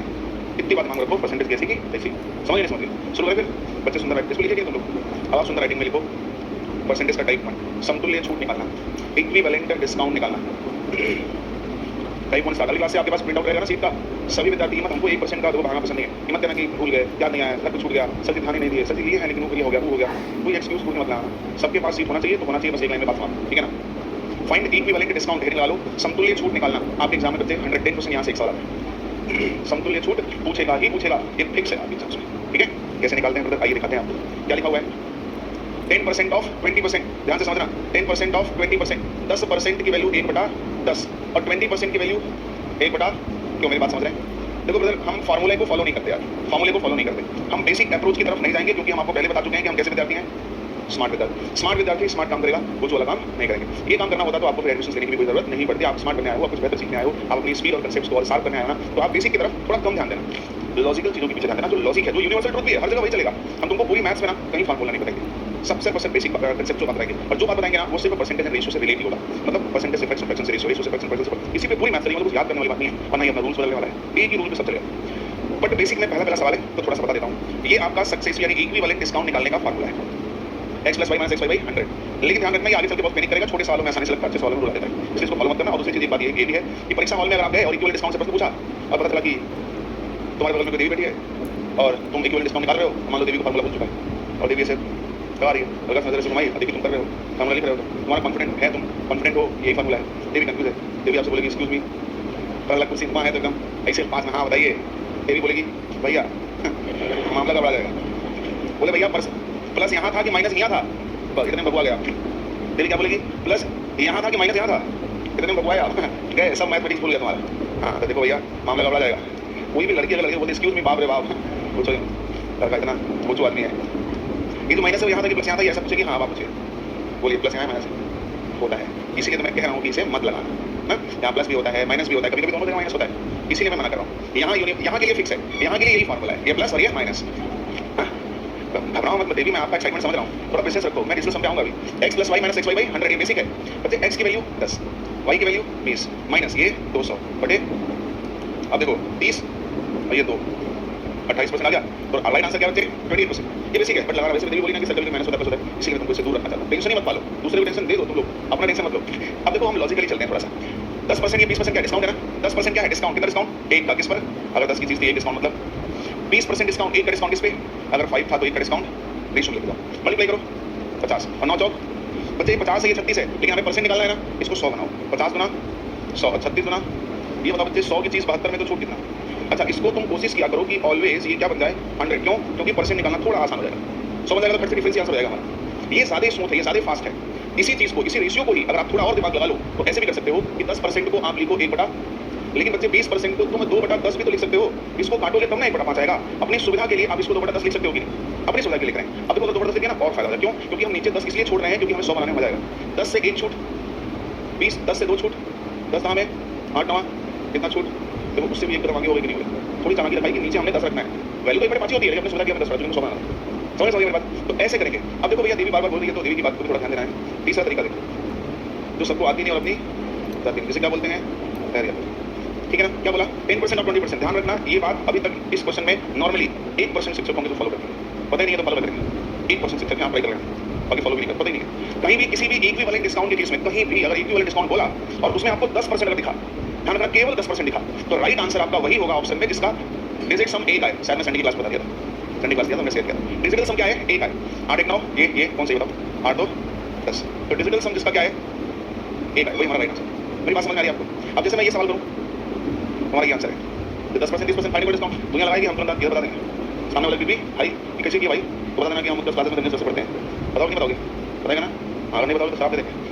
भैया आज के लिए इतना ही, समय अपना हो गया है, कल मिलते हैं बच्चे क्लास में नेक्स्ट। आज के लिए सिर्फ इतना करते हैं, ठीक है ना। अच्छे से पूरी बात नोट करना देवी, अब आप थोड़े हैप्पी हैं, आप बार बार